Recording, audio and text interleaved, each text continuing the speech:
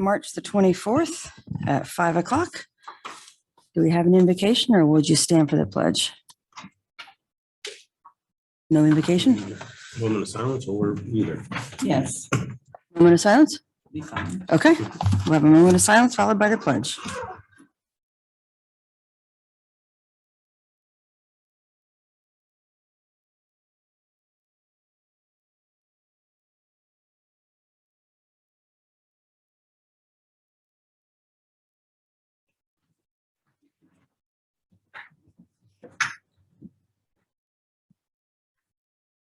I pledge allegiance to the flag of the United States of America and to the republic for which it stands, one nation, under God, indivisible, with liberty and justice for all. All right, Miss Angela? Here? Vice Chair James. Here. Member Emmerich. Here. Member Jones. Here. Member Lane. Here. All right, and now entertain a motion to approve the agenda. I move we approve the agenda with the addition of item number 3, the facade grant application we received. Okay. All right, it's been moved and seconded. All in favor, say aye. Aye. All those opposed, same sign. All right, agenda's accepted, and we'll have a motion to approve the minutes from February 17th, 2022 CRA meeting. We approved the CRA minutes for February 17th, 2022. Second. And properly moved and seconded. All those in favor, say aye. Aye. All those opposed, same sign. All right, approve the minutes 5-0. And our first business item, number 1, Mr. Sutton, presentation of the CRA annual report for 2020-2021. Good afternoon, early good evening. I like this new 5 o'clock meeting we have here. In your packet, you'll see the annual report, which has the new logo on it. It should be in your packet right here. It looks like that's the front of it. Of course, each year the state requires special districts, which CRA is one of them, to file several annual reports, from a budget to an audit to Department of Economic Opportunity. There we go. Reports. And this is what I title a performance report. It kind of gives us it's like a science fair billboard that shows you what we've done throughout the year. This is the second set of reports I've completed for the city. The first set was done as I began the job and finished the last year of fiscal year 19 to 20. The first 6 pages of this report, I'm not going to go through them too much. They are factual information. It's background about the CRA. It has board member information. It has a message from the executive director, and it has maps of the CRA district is what the first 6 pages are. The legal purpose of the CRA, things of that nature. Those are easily readable for anybody at any time. As we all aware, these past couple of years have been very hard and slow due to the pandemic that we've all encountered. During this time, CR activity was slowed due to local businesses being slowed down, a variety of reasons, just financial, whatever it might be. First quarter of fiscal year 2020 began with Mr. Joel leaving and Ashley coming on board. That was a big change for all of us. Ashley got immediately thrown into the boat.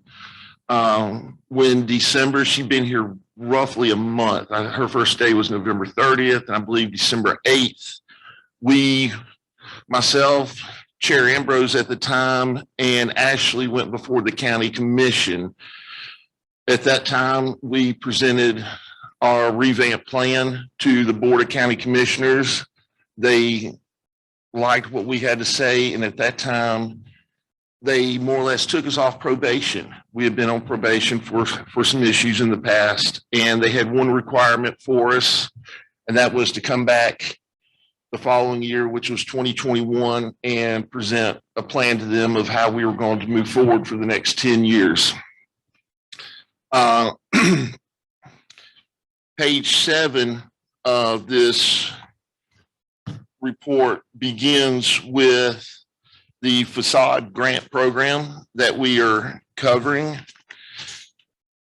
Again, it was slow for everybody coming out of the pandemic this year. We issued 2 Facade grants during this past fiscal year.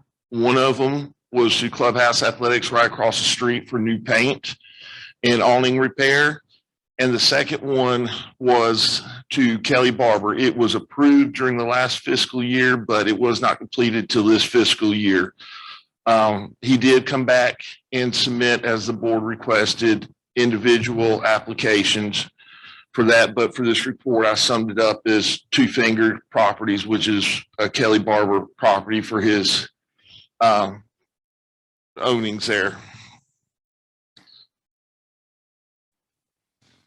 Also, and you can go through and you can see the pictures. I included the big changes that Kelly made on the next few pages through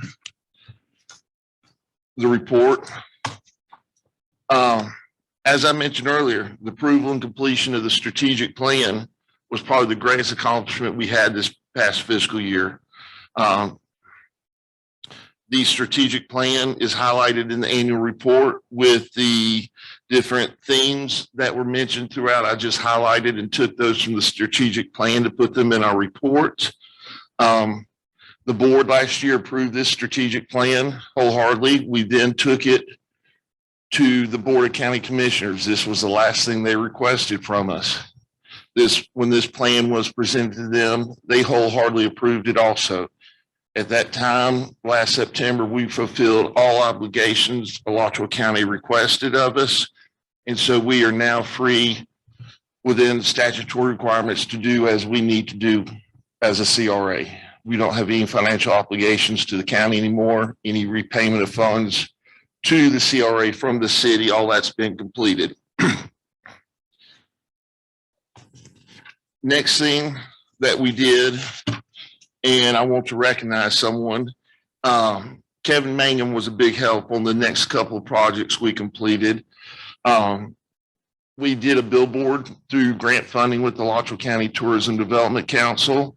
They funded 75% of the billboard, of which we still are receiving funding for, and it will be up on I-75 southbound, mile marker 440 through November. So it will be all this year. Hopefully tourism in Florida keeps coming back the way it has been. But Kevin was a big part of helping create that billboard.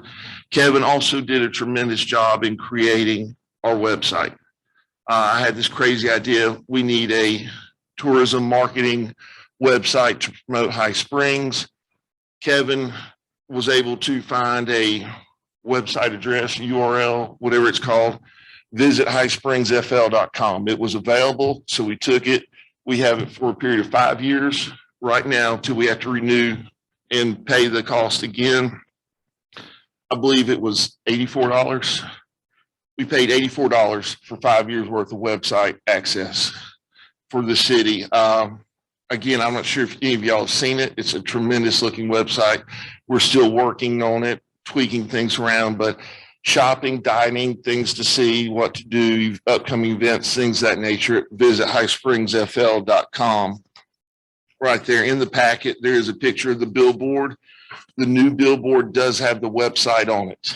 The new billboard, everything stayed the same, except in February, we had the website address added to the billboard space. Due to the pandemic, though, many downtown activities were halted.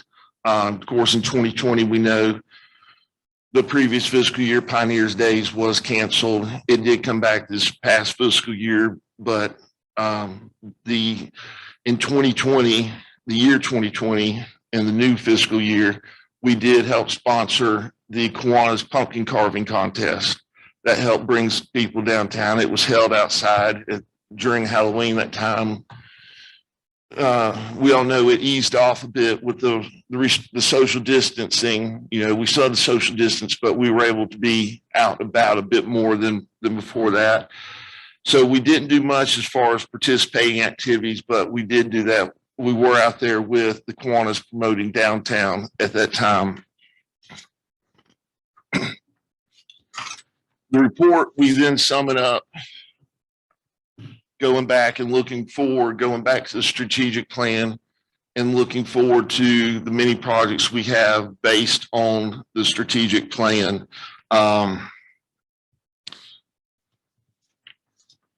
We are going to be working on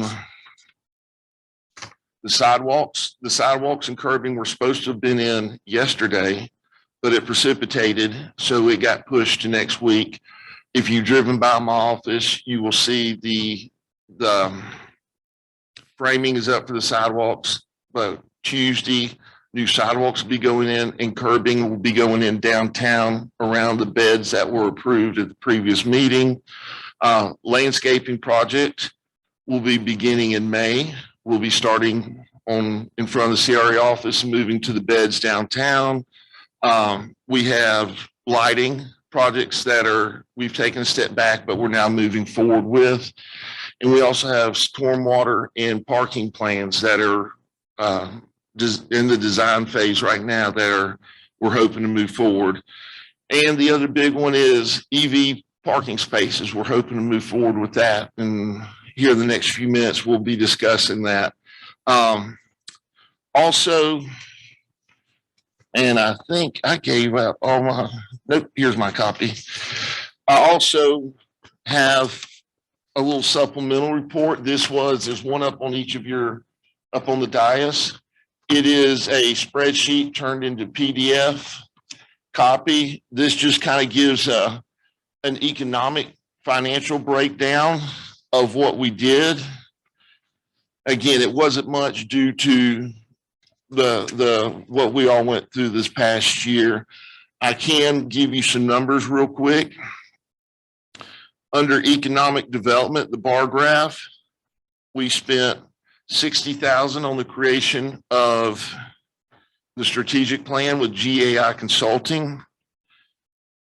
We paid $5,000, which the city contributed another $5,000 to the Greater Gainesville book that's published each year.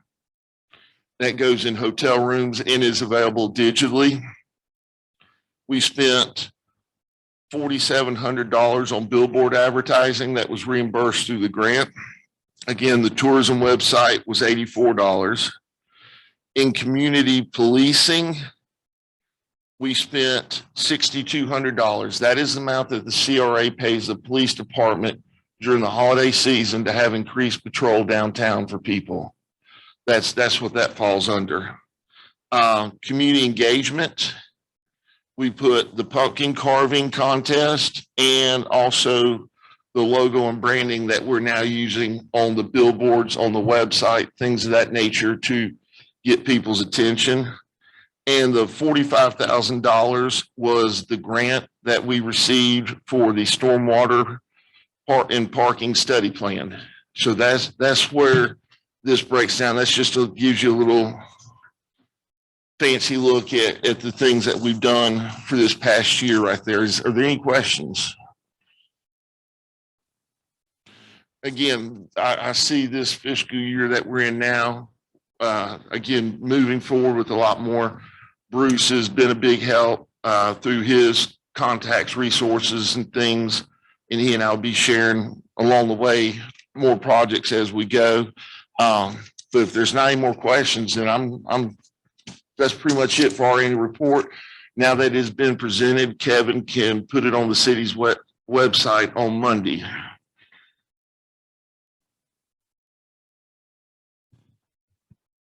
Does anybody have any questions or comments? I'd like to say that this billboard looks amazing. This is really cool. Kevin was a big help in designing that. He worked with the graphic designers Mhm. more than I did. Once it was pretty much finalized, I said, I like it. So I don't want wonderful. to take away from what Kevin's done right there. I was looking his way. He just wasn't looking my way. All right, if we're done with agenda item 1, annual report presentation, we can move on to agenda item 2. Okay. Discuss and consider creation, designation of 2 parking spaces for electric vehicle charging stations on South High Springs Main Street in front of Extreme Exposure and Global Underwater Explorers. This item was brought at the last CRA board meeting. There was discussion. At the time, there were only 3 board members present. The motion was made to table this item until all board members were present. So that's where we stand at this time. There was discussion back and forth about the necessity of having electric vehicle charging stations in the downtown area. I truly believe there is a need, and there will be a growing need for this. As I mentioned previously, in the year 2030, most of the major manufacturers, Ford and GM, are going to be switching to electric vehicles. I see commercials all the time now. Hyundai just came out with, well, I saw it last night for the first time on TV. They have an all-new electric vehicle SUV out. Chevrolet just came out with an all-new electric Silverado. As we all know, Ford is their F-150 has the electric. Tesla is the big name. Extreme Exposure is requesting to use a small part of city property between the sidewalk and the curb in front of their building. Is it rotating, Kevin, or can we? It's rotating through. It is in your packet also, the location. It's about a 23-inch by 3-foot grass space they're requesting to put a charging station on. They will pay for the cost of the charging station. They will pay to hook it up to their building. Currently, Extreme Exposure is completely powered by solar panels on top of their building. They produce so much electricity, they are backfeeding Duke Power. And when I first started here, I was walking around introducing myself and got to speaking with Kyle Harmon, the manager there, and asked him things that he would like to see and they would like to have downtown. And that's how this discussion started. I said, that's a great idea. Let me see what I can do. And so here we are now. The CRA would be responsible for putting down the cement pad that the charging station would sit on. We would also be responsible for putting up 3 bollards around it to protect it from getting hit by vehicles. We would also be responsible for putting up a sign in front of the parking spaces, electric vehicle parking only, and also painting the parking space green, which is EV color parking right there, just like blue is for handicapped. That's where we left off at this time at the previous board meeting. Do any of the board members have any comments, questions? Oh, no, go ahead. I just have a question. I know you say you want to put it over in front of their building. Is that the area where the clock is? Yes, ma'am. It's between the clock and it's right in front of Extreme Exposure. Yes, ma'am. That little off piece right there. Yeah. Yes, ma'am. I just wanted to be sure. Oh, yeah, there it is right there. It rotated through. There you go, right there. It's on that little piece of grass. Okay, I got you.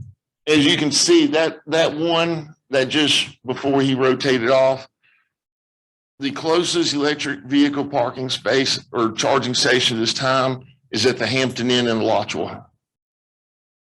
There's nothing else in this area. Tioga and Gainesville, Celebration Point, Butler Plaza, those areas have plenty of them. You can see They're on the west side of Gainesville. That's where the majority of those little dots are lining up. There in the University of Florida, I think it would put High Springs ahead of the curve for us to have these at this time. And it is these charging stations. This is a second mid-tier charging station, meaning it charges quicker than what the ones at your home do, but it is not the fastest. You could probably help me. The big ones, the third type, require 3-phase electricity, and they can charge your car in like 20 minutes. This would probably take like an hour to charge someone's car completely. People pay for it. They can join part of a service that gives them a discounted rate when they pay with the monthly fee. These are things that Extreme Exposure would be working on and working out. I know previously Ashley had requested that we work out an agreement with them to consider several factors, as if Extreme Exposure, if they ever did go out of business, who does a charging station fall to, as it would be wired to their building. If they went bankrupt, things of that nature. And so that's something that we would have to generate an agreement. There was also discussion of, once Extreme Exposure recoup their cost each month for what they have to pay out, that once they start generating revenue on the positive side, we get a percentage of it as a city also. So those are things that we can work on in agreement with Extreme Exposure. I have no question here. Oh, okay. One question I have, in terms of the bollards, say somebody accidentally ran into it and the bollard needed to be replaced. That's another question I would have in terms of an agreement going forward. Would the city be responsible for replacing that bollard again? If somebody who hit it, I would be going after an insurance claim with them, their vehicle's insurance. Again, if it's a hit and run. If you knew who it was. Yes, ma'am. If we knew, and I'm sure Extreme Exposure would be partial to putting a camera on that location also. The short answer would be yes, because it's in our right of way, but no different than hitting a public utility. We would be able to bill it through the insurance. Kathy, did you get your question answered about the permitting? Well, I mean, I think it's going to be new territory since we've never permitted that here. Since it's doesn't require 3-phase power, that makes it a lot simpler. Okay. We wouldn't have to do any major changes there. I mean, the onus of the permit application and all of the materials and the cost is going to be on the business owner. So, I mean, the liability from our perspective as a city is pretty minimal in my interpretation. But did anybody else have any questions? From dealing with stuff like this in the past, there would be a spec sheet the company would have with the requirements, what the concrete would have to be reinforced, with the power, all that. So there would be an electrical permit for that. There would be a permit for the site review for the concrete pad where it's going, and Alan would have to do an inspection on that as well to make sure it's up to code, because we have wind load and things like that we have to be aware of also. So there would be some engineering and review costs that would be associated with this. But the total cost to the city would be under $5,000. Is that correct? Is that the number I was remembering from last time? Yes, ma'am. Our cost would be the cost to pour a 23-inch by 3-foot square worth of concrete, 3 bollards, one on each side and one in front, and a sign. And I've looked online, you can get electric vehicle charging signs slightly smaller than a speed limit sign for $45, $50. I mean, I concur that the out-of-pocket expenses are primarily the business owners. Yes. And, there's very limited liability exposure for the city. Since you brought this to us, I can tell you that I drove downtown a lot at the busiest times of day to see how many electric vehicles there were parked there, and there really weren't many. I saw a Tesla. I did see a Tesla. They're pretty easy to spot, but everything else pretty much had an exhaust. So I guess the one request I would have in terms of, this is not something I'm against by any means. I'm not sure that the location is ideal. I think something on the 441 corridor would maybe have a little bit more exposure, but those are different business owners and they don't want to pay for it. So, could we compromise and just do one to start out with and do some kind of data collection over the next year to see if there was enough use to justify a second space? Because I'm concerned about people being disgruntled because they can't park their truck there, their diesel or their gas. I'm open to this starting with one. Mhm. I think we could put the charging station in a place where a second spot can be created, but I think one might do well for them. Let's start with one. Let's let people know about it. Let's get it used. Then we can open up a second one. The great thing, Extreme Exposure is going to be taking this responsibility on. And secondly, their location, they are not up on the north end of Main Street where the parking is heaviest. They are located on the south end where the parking is lighter. I would also, we're not really in our busiest tourist season right now either. So Right. while I don't think there's a lot of local residents that are probably driving Teslas at this point in time or something along those lines, the influx from the college kids coming out of town and the people using the springs and the divers and things like that, we've seen an increase on interstate traffic in some of the areas outside, just with the other areas I work in the city. And they're becoming more and more prominent. So I think as we get more into the summer months, we'll start seeing a lot more as well. So while I think one's a good idea, I wouldn't know that I would discount two right now based off of our traffic with tourism being on the lower end. I mean, right now we're in spring break, so there is some coming through, but I've been looking Gonna for get the heavier. last month or so, but I mean, I understand what you're saying. I think they are coming. Used Teslas are becoming a thing now. And they're pretty marketable. So, I mean, I see the market coming. I just don't know that I'd like to see more data before we commit to 2 spots. Yes. That is the future. Definitely the future. And basically, a friend of mine have one, a Tesla. And basically that computer in that car, if he get low on power, the computer will tell him he's getting low, and then it will spot the nearest next one. So it's the technology. Yeah, so they may find us that way. Yeah, Yeah, it yeah. definitely. If they're on 75 and they're trying to get to what this, they put one in Hampton Inn now, because I used to remember was out there in Butler Plaza. I used to hate to go drive all the way over there. But yeah, people, if it's on the system, it'll pop up. And we will also be part of I took a screenshot, I had it, plugshare.com. We will join into these other websites where people can see us that way also. Yeah. And another thing probably is the speed. That might kind of deter people from coming, because I think I know one over in Butler Plaza used to take about 20 minutes for that one. So that might be the only thing that people might. But it takes a while to get there if you're over here. Yeah, I mean, That's 20 or 30 yeah, minutes. but I mean, what do a lot of people do downtown? I mean, a lot of them are going to eat, yeah, and we're adding restaurants. So you eat, it's about an hour, depending on where you go. yeah. Well, I mean, it says somebody's coming off the interstate and want to charge up. Yeah. Yeah. Yeah, those are the big ones. Those require the 3-phase. Yeah. Take up a lot more space with the charging units, the power, and whatever else they're made of. Yeah. I mean, it's worth a try. They've been trying to convince me to buy one, but I'm not there yet. I'm not there yet. But that's the future. The one question I will ask the chair is, in an agreement with Extreme Exposure, are there a list of items that we need to include? None for me other than, analyzing the metadata after a year.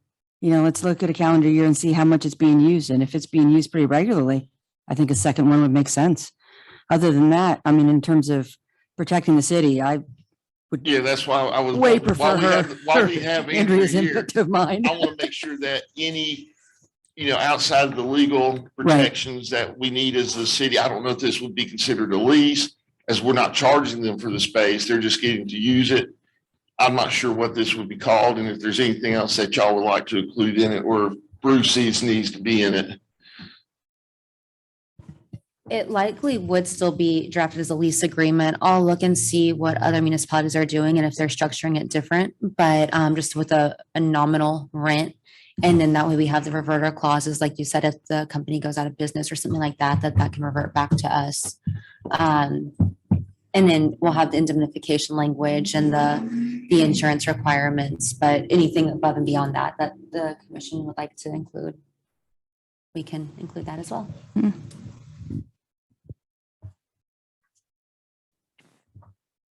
So at this time, are we ready to vote? Anybody else have any comments? All right. So item number 2, to discuss and consider creating, we'll just say 1 parking space, if that's okay, for electric vehicle charging with the opportunity to expand it to. All those in favor, say aye. Do we need? Oh, we need a motion. Yeah. We need a motion and a second. Yes, please, Do sorry. we need a motion or Got- just consensus? Because you have to come back to us with an agreement, right? That's correct. I mean, we could do it as a motion, just directing the city attorney to bring back an agreement for review. And we can, or actually, let me rephrase that, directing us to work with EV to come to Extreme an agreement. exposure, Extreme, EVs, electric vehicles. extreme exposure to work on an agreement to bring back.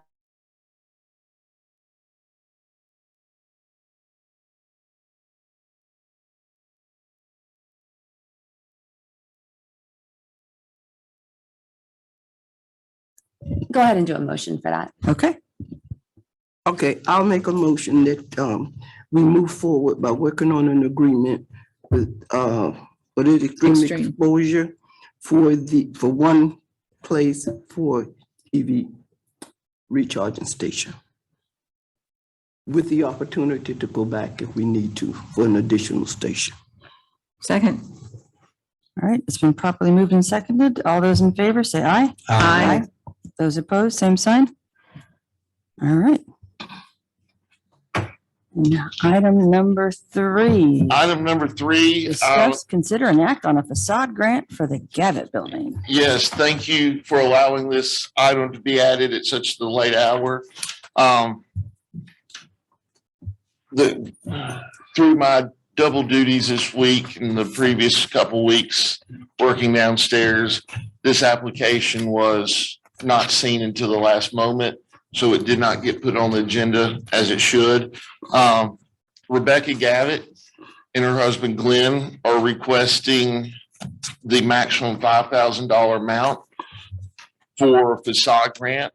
They are the owners of the old CarQuest building, also Longman Ford. They are seeking to replace the front glass in the front door on the building. They've gone through and received 3 bids. Get to the bid page.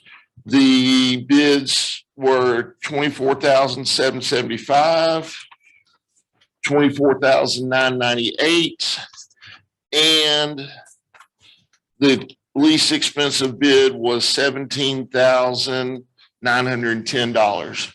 And that's the bid that they submitted as the winner. Again, this project, they cannot receive more than $5,000 for this, even though they're spending well over that amount right there. After looking at what they're wanting to do, this business is going to be called the Watershed Restaurant.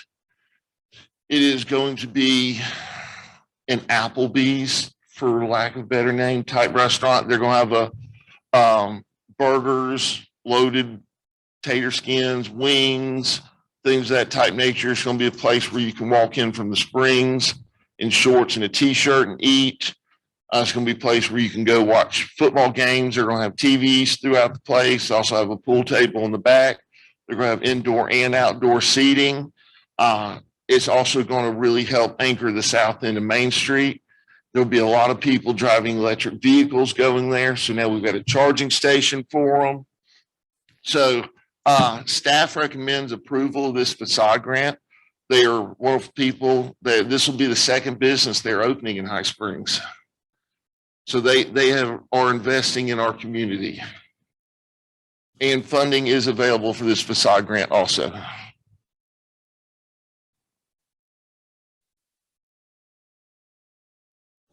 Any questions? Sounds good to me. I got a question. I saw it in here. It says on one of the pictures, and I'm not sure it's whether one of the bids or it's part, but no changes to the structural elements of the building. So the two large front windows have those curved corners at the top. They're not going to square those off. That's why things are so expensive. Okay, that's what I wanted to know. And also, it looks like they're going to restore the transom glass above the door, which is really nice.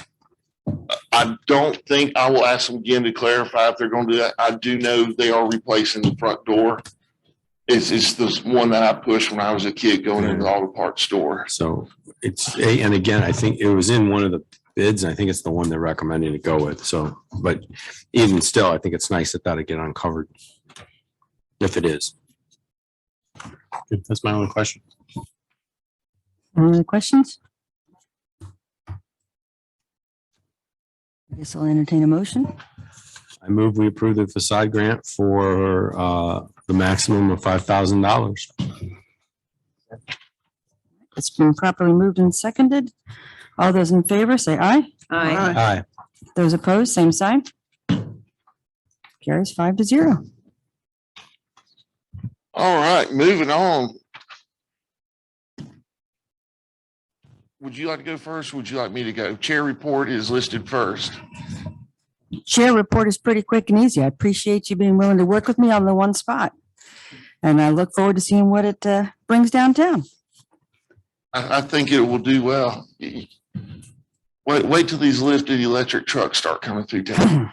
As long as they don't want long beds. You don't have room. We'll make them pull up a little bit more on the sidewalk. Right into the bollard. They do. Yeah. That will not be staff's recommendation. No. All right. Coordinator report. I mentioned earlier during the annual summary report, the curbing project is started. The sidewalks have been framed up, ready to pour. They were supposed to have been poured yesterday, but we've been weathered out. So they're coming back Tuesday. We're going to be blocking off spots Monday night. So Tuesday they've got access. We are doing 4 beds at the previous meeting. I had just requested the 2 beds on the west side on 185th Road, the west side of Main Street. Mr. Ambrose suggested doing both. So we're doing 4 beds. There's 2 on the east side of Main Street, 2 on the west side. So that will be going in, and the sidewalks are kind of the beginning of number 2 here on the report. I met with Cynthia from IFAS. She came over. Their office is now out there in Newberry at the new Ag Center. Their annual plant sale is May 14th. I believe she said May 4th or May 14th. When that is concluded is when they will be bringing plants over and starting our landscaping project here. I'll be meeting with her again in April so that she can kind of guide me on, all right, this is the bed where we need to start pulling out. I do not want to remove plants from beds until we're, 2 to 3 weeks out from putting plants back in them at that time. Also, part of the issue with landscaping is stormwater management. I had Miss Mindy Sykes, Madsen's Boutique, call me the other day, and I walked over there. It was last week when we had all that heavy rain, and in front of her door, the sidewalk was just flooded. So we're having an issue there. Some of it can be mitigated with improved new landscaping where we have to just take the bed down a certain bit. Other issues go into the streets, and curbing and sidewalks need help. Bruce went with our great new public works director, Thomas, and I'll let Bruce elaborate on this, but we now have a relationship with the DOT. Bruce, do you want to? We met with DOT this week, had a really receptive meeting. They've changed some stuff around. They've relocated some positions that we had to deal with previously. Lake City office are now at the Gainesville office. They have a new engineer at the Gainesville office. I was going to report on this in the commission meeting tonight, but now as good as time as any. We have another meeting next week with them to start running through some of these intersection issues we've been having problems with, some of the sidewalk issues we've been having, pedestrian crosswalks downtown. We got a long list of things we're going to be sitting down talking with them on. They've made us aware of some grant opportunities that are available as well that we were unaware of, and we're just going to start pushing some of the things we've done. So I would expect myself and Thomas to be coming to the commission here in the future, requesting some letters from the mayor, requesting some letters of support from the commission to lobby some of these intersections to get looked at to see what we can do. They've already, I will tell you from the meeting we had, US 27 and Main Street are both, it's on their radar right now. They are scoping that project and they are looking at it and they're coming up with some ideas. They want us to be a part of this process as well. So we're going to be able to really have some good dialogue and come back with some good ideas, I believe. So that's where it's at. It's still in the infancy phase, but it was really promising this week. No, don't turn your mic off. Keep it on. Next thing is downtown lighting. As I mentioned at the workshop, by the way, y'all look just as good as the commission does that I met with last week.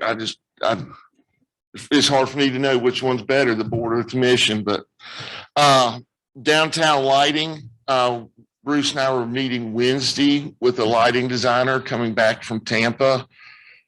We're going to look at a new park package, our first phase of James Paul Park, lighting the park all the way around so that the backside of the old foodway, which is the old,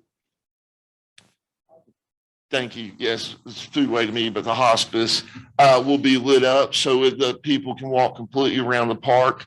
They're also going to be working on not only the aesthetic lighting, but looking at they're going to be one of the people who we're going to look at for improved safety lighting, working on improving the current lighting we have. Bruce has got some other vendors, he and Thomas, some other companies. I'll let him tell you real quick. We've met with a few other companies. We've got a couple of different bulb packages coming in too for the existing lights, some different wattages, some different LED styles, some different down lights, some different up. And they're sending them to us as demos. And we are going to be picking some areas in town that have some low lighting areas and trying these different bulbs out to see if rebulbing is going to be our issue, if we rebulb some stuff wrong. And we're going to start running through our current lights downtown and see if we can't get that lighting issue fixed for what we have. So you'll be seeing that over the next several weeks. These projects will be coming in. We'll keep you up to date. We'll let you know what poles we do, or we may not let you know what poles we do and to see if you notice a difference. And hopefully we can find one that works for us with our current configuration. We can work on those. And with the other areas we've looked at, we're going to start identifying some other areas to expand our downtown lighting projects and packages. And also last thing on the list, one of the projects Bruce and I are working on, I've gotten one quote back. I've got two others I'm waiting on, but looking at installing railing along the downtown bathroom, that elevated sidewalk, that's probably a foot to 18 inches high. We don't need anybody falling off that. And it will also help with traffic issues instead of people walking directly out from the chamber. And now that Chompers is in place, it will guide people to more of a crosswalk on either end of the building. I'm hoping next meeting I will be able to bring you 3 quotes. Bruce and I will look at them, make our recommendation, then present it to you so y'all can decide if this is a project you want to move forward on. And that's about it. Any questions? Any questions? We've had several people fall off of it already within the past year. Yes. I was thinking that, but I wasn't going to say it. Well, and I guess Chompers had a great deal to do with it since they're going to be there. They don't want people walking off and going into Chompers, but it is a dangerous area. You and I have talked a lot about this, and you saw the one quote we got back, and it was like, oh, good. You saw the one quote I got back on the cost of the railing. So, and we talked about that, and Dave and I sat down and brainstormed this a little bit, figured we could use it as a CRA project, and it's not going to be cheap, but it's going to be worth it in the long run, and it's going to be a benefit. So we're plugging away on that, and like you said, hopefully we'll have it together for the next meeting, and we can get it approved, get it installed, and before they open, and have this ready to go. Well, it's cheaper than a lawsuit. Yes, so ma'am. we've been lucky. Absolutely. And it looks Thank really good back there. Going back there, just all the cleanup from the Kelly Barber building and what they've done and around, it's all looking really good back there. So Yeah, it we're is. going to see a lot more traffic back there. Yeah. And I did request I requested, give me a nice, Yeah.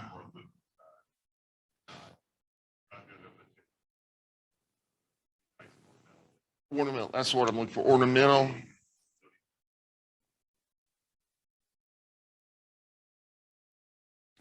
And that's about, I appreciate y'all coming this evening. I hope y'all like the 5 o'clock meetings. I'm hoping that as Bruce and I start working through more projects, we can even bump these to 5:30 if we, 5:30. Bump to the 5:30 next meeting. So- The annual report, so I want to make sure that we're rushing between the two meetings. In that way, and I'm complete. Everybody like this so far? Do it this way Mhm. for the meeting? Yeah. That's right. Oh, Yeah. yeah. Look for them to come Yeah. back again another night. A little easier, and it gives us a chance to get stuff on the agenda a little bit earlier, get the chance to be able to put out.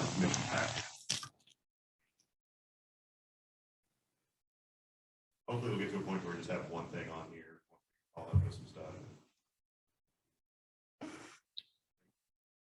I have one question for you, Bruce. The engineer that you're dealing with at DOT, is it somebody who used to work in Lake City or have they just moved us to Gainesville?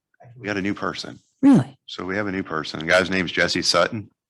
We didn't meet with Jesse. We No met, relation. no. We met with Marty up in Lake City. Marty was in a different position now. He's running the Lake City office for Division 2.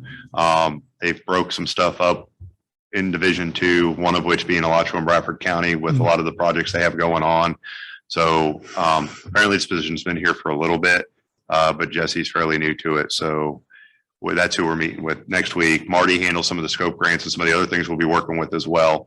So we're going to be dealing with both still, but our main point of contact is going to be over there. And they did express that they know we have these issues. They are concerned about the issues. I mean, 202 Street and 441 was a big topic of discussion. So, I mean, they're looking at, they may not do a red light right away, but there's been a talk about maybe let's do a reduction of speed. If we put them down to 45 miles an hour, does that help? I'm like, well, yeah, because I'm not pulling out of the pit on the Daytona 500 trying to get back on the track to go to Alachua. Mhm. I mean, it makes no sense. We go from 35 to 45 to 95, if what it feels like. And then you got 3 miles of road there that is a racetrack, it's a drag strip. So that's just some of the discussion.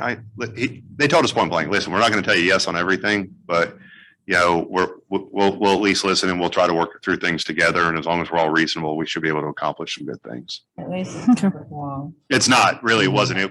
I was expecting maybe 20 minutes and it was going to be like, we were going to be, okay, we heard you have a nice day. And it was, we got there at 10 o'clock. We came back to High Springs about 12:30. So, I mean, it was a good, long, productive meeting. And they did spill the beans and let us know they were looking at that intersection there. There's some discussion on that. One of the suggestions is no semi-traffic on that alternate 27. Yes. So they may put a sign up, no semi-traffic on that, divert them all to 441 and make them turn left. That's right. It's an idea. There's some discussion about some of the parking downtown. I'm not going to say take it away. That's not where we went, but reducing it to compact vehicles to where there's none of those big long trucks and people parking on the sidewalk. Those were the types of discussions that were had. So I felt like it was very productive. Thomas felt like it was very productive, and they're at least seeing us and know we're here now, and they welcome the dialogue at this point. So we'll keep building that relationship and let's see what we can do. Good, good. That's good. Long time overdue. I'm going to guess there's no public comments. So we can probably move past that. Kevin, you got anything? Open the floor up to anyone who is on Zoom, all one of you. Oh, And if Ms. Brown would like to speak, then you can raise your hand. If not, we'll close comment here in a few seconds. Yeah, there's no hands right now. okay. One thing I do want to say is thank you for the opportunity to be the director. I appreciate it. It's a good learning experience for me. I knew what the CRA did. I didn't realize how in depth it was. Working with Dave's been its own unique experience. We get along really well. We've worked together a long time. So we share some of the same visions and we don't share some of the same visions. So it's going to be a good, unique experience. And I'm looking forward to it over the next several years to get some of these projects done and get your vision complete as a board and, you know, some of the additional needs we see downtown and see what we can do to improve our community. So thank you. Excellent. Thank you. Thank you. A motion to adjourn? I'll make a motion. Since we got the time, Dave, you can go buy us some hamburgers, some fries and bring them back. All right, okay, we're adjourned if we're going to get hamburgers. Let's go. Yeah. Good evening. At this time, I call this High Spring City Commission meeting to order March the 24th, 2022 at 6:30 p.m. At this time, we have a call to order and roll call, please. Here. Here. Commissioner Ambrose. Here. Commissioner Weiss. Here. All right, thank you, ma'am. At this time, we have a moment of silence. As in the silence, let's remember the people of Ukraine. That's in this moment of silence, please. And following that, we had the Pledge of Allegiance.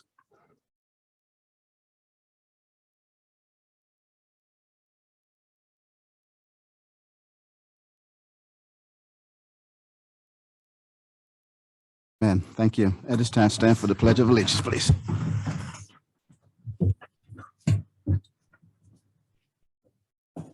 Pledge allegiance to the flag of the United States of America and to the republic for which it stands, one nation, under God, indivisible, with liberty and justice for all.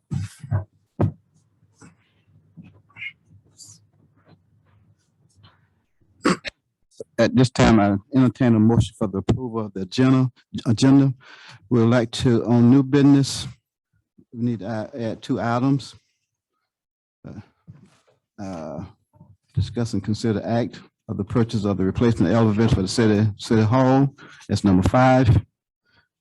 And discuss and consider the act of the purchase of the cardiac monitors. That'll be number 6 under new business. I make that motion to add, approve the agenda with the additions 5 and 6. I second. All right, thank you. All right, all in favor, let me know by saying aye. Aye. All opposed, same sign. Motion carries. All right. Okay, approval of the consent agenda for the minutes of March the 10th, 2022. I move we pass the items contained on the consent agenda as included. Second. Got a motion and a second. Any questions or any corrections? Favor, let me know by saying aye. Aye. All opposed, same signs. Motion carries. Second. So this on the minutes, what y'all got here? The operational agreement with the Anderson Outdoor Venture? That's under consent also. Okay. Number 2, Okay, D2. y'all done changed up on me here. Yeah. It's a new change. Okay, so I entertain a motion. Yes, we already approved the consent agenda. Okay, so y'all want to do them separate? No? Yes, I said see 1 and 2, so, okay. Yeah. so with the motion, when you pass the approve of the consent agenda, it passed both of them at the same time. Oh, we learned something new Sometimes you today. have a lot of them and that makes it even nicer. Okay. But I do. All right, works for me. Okay, so we can move on to item number E, special presentation.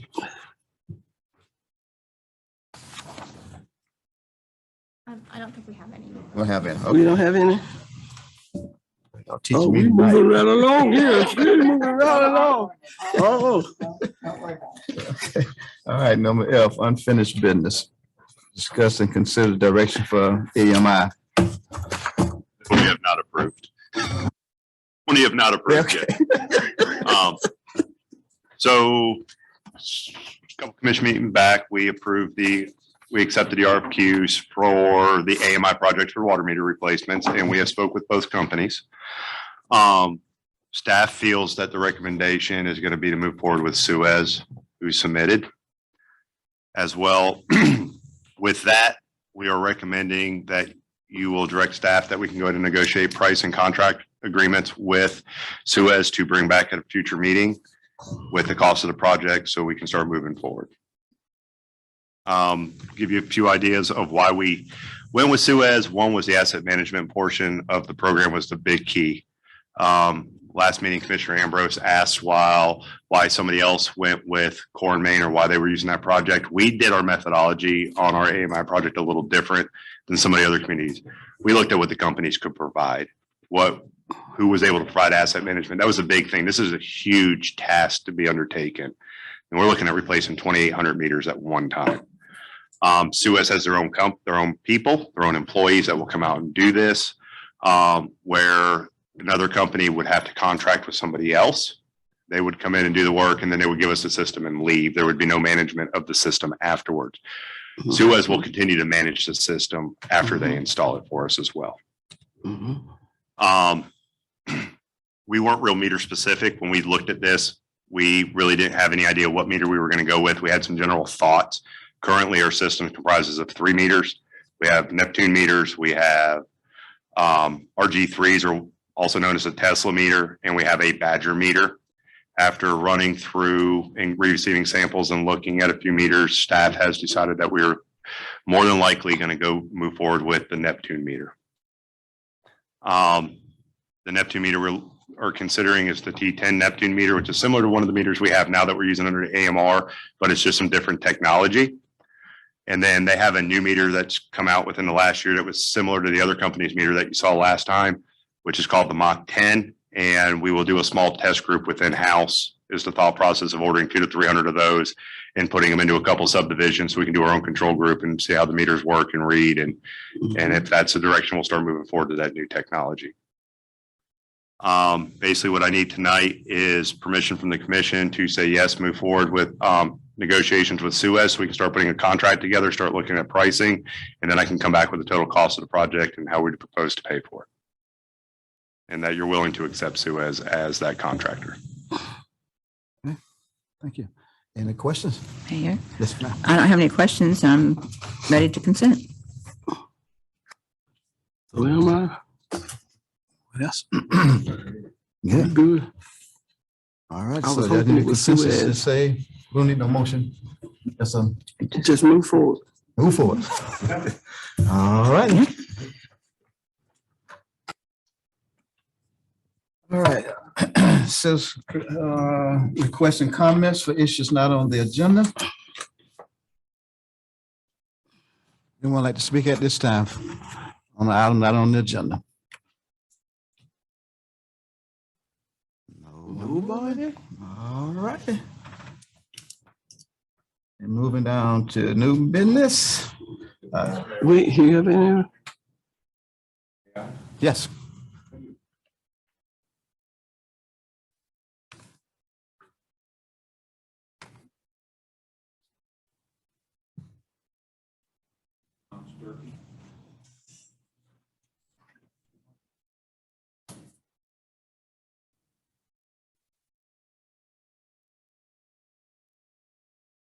About the Heart of High Springs Incorporation.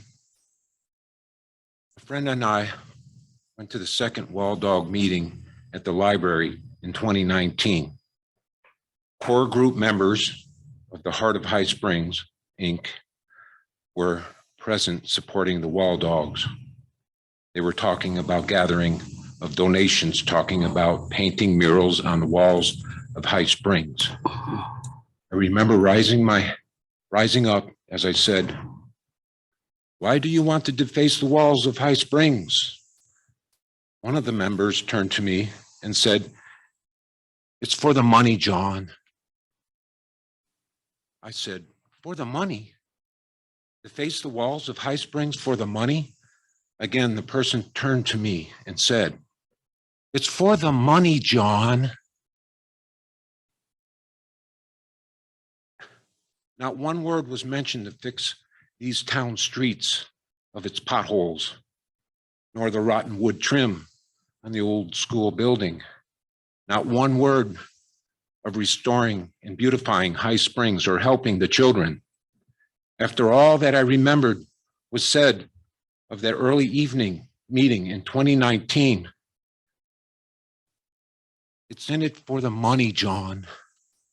It's for the money, John. if you vote in favor for this wall dog thing, it makes me wonder, is there any financial help to fix the roads and to restore and preserve the town? Is there not help for the children? Is it only to get a mural on any wall to leave our townsfolk with the mess? Will the potholes remain? And will the word wall dogs always be a stain in its name on the walls and in the halls of City Hall? Because all I remember is what they told me. It's for the money, John. Thank you.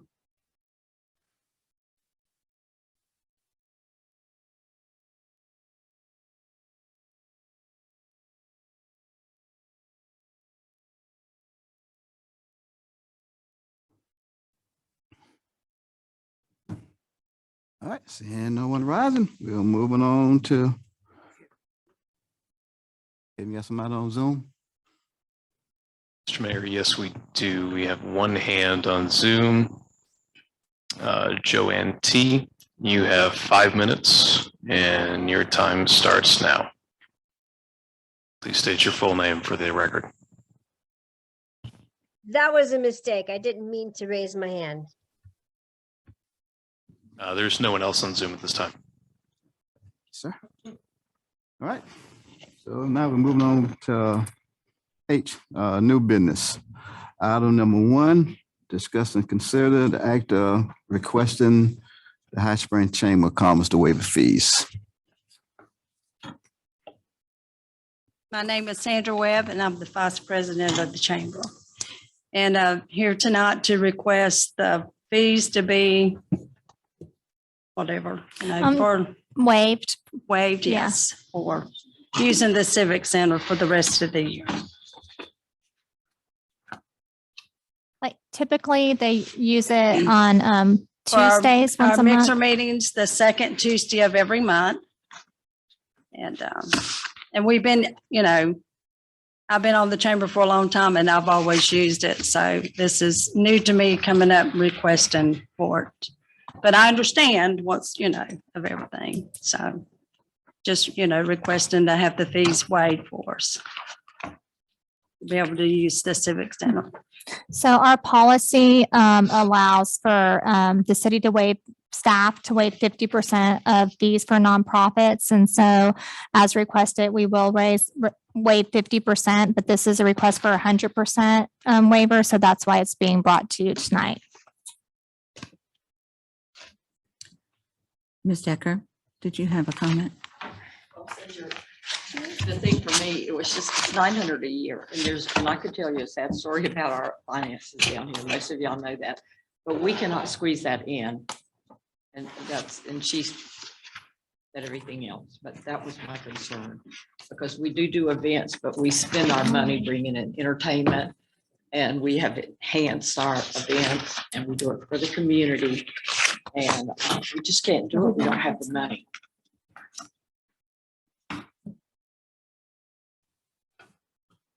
Mr. Mayor, can I ask a question? Yes. Is this a new fee or is this just something they ask to be waived every year? It's just a matter of practice that we're doing?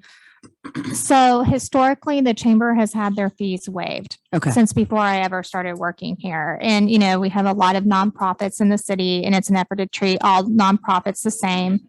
The city attorney just brought up to me that the policy says that if you host an event that will last longer than 3 months, you must request a fee waiver each quarter. So that means they would need to come back every 3 months. And that was put in place. That's been the case. And some nonprofits, other nonprofits, we just do the 50%. And so I think this tells me that you can only request, they would have to come back every quarter. But historically, their fees have been waived. Yes, Okay. ma'am. Thank you. Any other questions? Yes.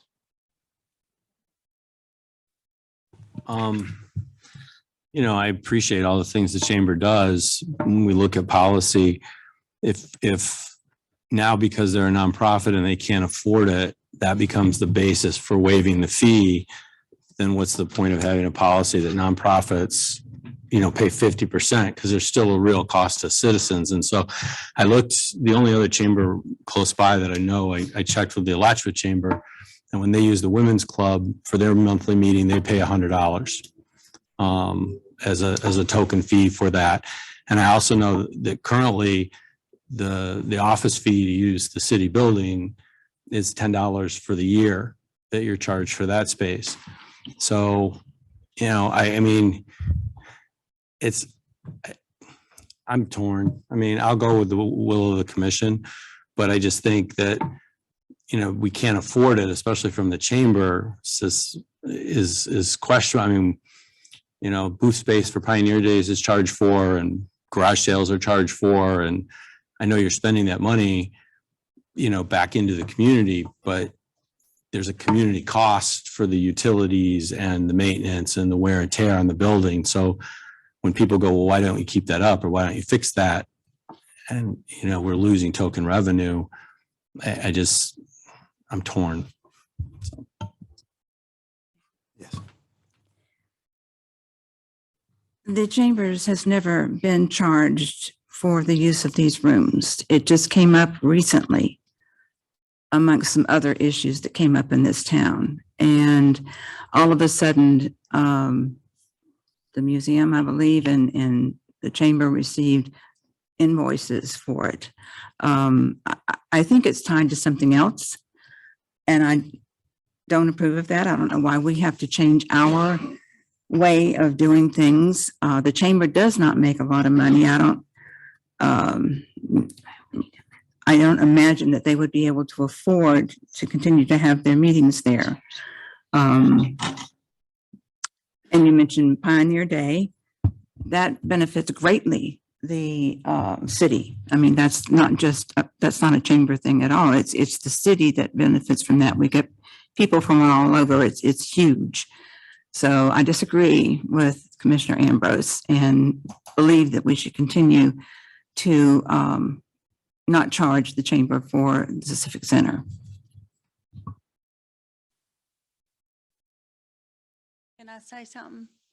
And I'm willing, as part of the chamber to help, like clean up, or if there's any kind of repairs. We do. Or painting or whatever, we're willing to do that as the community, to help the community. We're not asking to get something free all the time. We really are, but. But I mean, it's like we're, with the Pioneer Days, we're bringing people in here. And it does cost a lot, because we have to pay for advertisement and stuff like that. And I mean, we're willing to help. And there's, whatever's happened to our little town, because I've been away, I've kind of slacked off with the chamber a little bit. And I apologize if whatever has happened, I apologize from my heart, because I love everybody in this little town. And I'm willing to do whatever, I'm not ashamed to say I'm sorry, or, if I did anything in harm's way to hurt anybody, because that's not how I was raised. I can feel my mama slap me in the back of the head if I'm ugly, and she's been dead for a long time. So. Can I say something? Have we, I've never heard of this. Have we done something to somebody? Because as far as I know, we haven't. I don't know. This is not anything personal. Oh, I mean, this is like the city policy that was passed at some point in time by resolution, says that all nonprofits pay 50%. And if they want a waiver, it has to come to commission. So we are trying to treat all nonprofits the same. It's not just y'all, any nonprofit. There's other nonprofits that request over a 50% waiver. We're just trying to be fair and treat everyone equitably. And other nonprofits can come and ask for waivers 100% too. We can also look at changing our policy. So in our policy, we can pick specific organizations that maybe we waive their fees every year that we know have like the same things come up over and over and over again. And this tells me we probably need to change our policy. So right now we're just trying to abide by what's on the books. And And because I can't, as a city manager, I have to go by the rules and probably discuss changing our policy in the future, but that's at the commission's will. Mayor. Oh, go ahead, Gloria. Okay.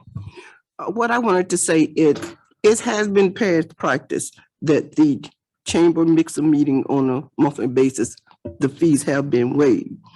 But having said that, I think the issue comes in treating everybody the same. And that's where the problem is. If you do it for one, then you're going to have other nonprofits that want you to do it for them. And you don't know where you're going to draw the line. So from beginning to end, you're giving away funds that the city needs to pay for the operation of whatever is going on in that particular activity. And I say that because I'm in the same boat. All right. I do, as you guys know, I do AARP. We're trying to find somewhere to go as a city just as well. So I know where you are. But I also know if you do it for one, it sets the precedent. Then you're gonna have to do it for everybody else that comes along. And I don't want to, I mean, if another nonprofit's got to pay 50%, then the chamber will pay 50% also. But I think that's what she's saying. They all should, is required by law right now to pay 50%. Your group as well as mine. Yeah. And then the others that comes down the line. As it sits right now, that's what the regulations say, the ordinance says rather. Yes. Go ahead. Yes, this just came about. We've had that resolution on the books for years. But all of a sudden it came up and we don't know why. So I'm curious as to know why this all of a sudden came up when it's never been an issue in the past and you've not done anything, Sharon. Or no, I mean, y'all have not done anything wrong. This is not punishment for anything. But to get a letter the day before your meeting that you would be required to pay $75 and fill out this long form before was a bit, I mean, no notice was given anywhere. And that's strange. So Damon, is the cost of the room $75? So they could have gotten 50% off. So would that be like 30 some? 150, so it'd be $75 for half. Okay.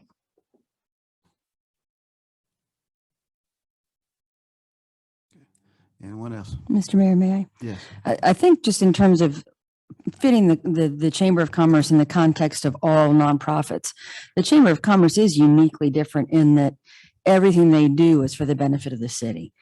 You know, not that other nonprofits don't benefit the city as well, but I think the primary focus for any chamber is bringing business in, supporting the businesses that are here. So their function is I think a little bit different. And, you know, so long as we're not punitively charging them for whatever reason now, I think that certainly isn't appropriate. But I agree with you, Ashley, that we probably need to look at that policy and shore it up a little. But, you know, I would certainly be in favor of granting them the waiver for the next quarter so that we could perhaps work on that policy in the interim. Any other question?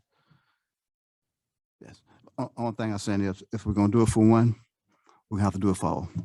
We've got to be consistent. And there have been other groups that did come ask for waivers.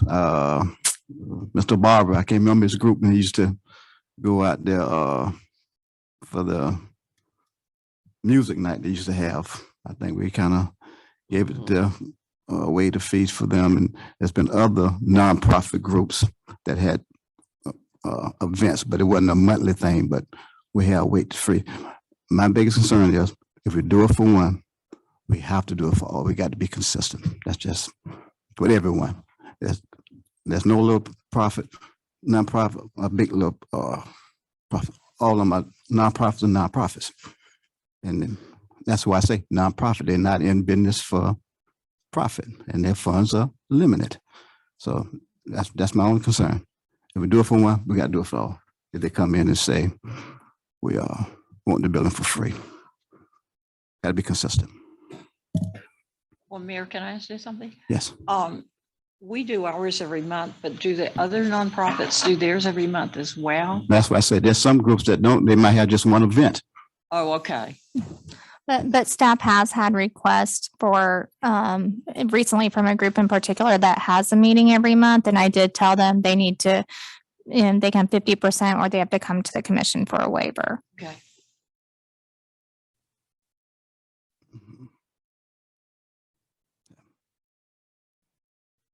Anyone else from the audience like to speak on this? Anyone else? Commissioners? I move that we waive the fees for the next quarter so that we can decide what we want to do with this. It's come up very quickly, so we need to take a look at it. I second that. Okay, we have a motion and a second. Any other discussion? And none? All in favor, let it be known by saying aye. Aye. Aye. Opposed, same sign. Motion carries. Thank you, ladies. Thank you so much. Okay.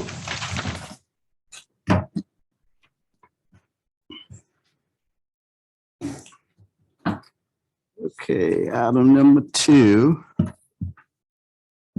Discuss and consider active moving forward on this regarding the murals in the city of High Springs. This was requested by Commissioner White in light of what has been going on with the murals and wanting to come to town. Staff and particularly the city attorney's office has done some work. There are cities that have ordinances specifically for murals. And there are some areas we can put regulations on and some areas we can't due to First Amendment rights. Currently, as it stands in the city, the only thing that we have is our sign ordinance. And there's specific times that sign ordinance would be tripped and other times it wouldn't, particularly when it involves advertising, the sign ordinance is tripped. But typically if it doesn't involve advertising, then it would be considered a mural. And so in our historic district, and there is a particular area designated as our historic district, then if someone wanted to do a mural, it would trip our certificate of appropriateness and it would go in front of the Historic Preservation Board.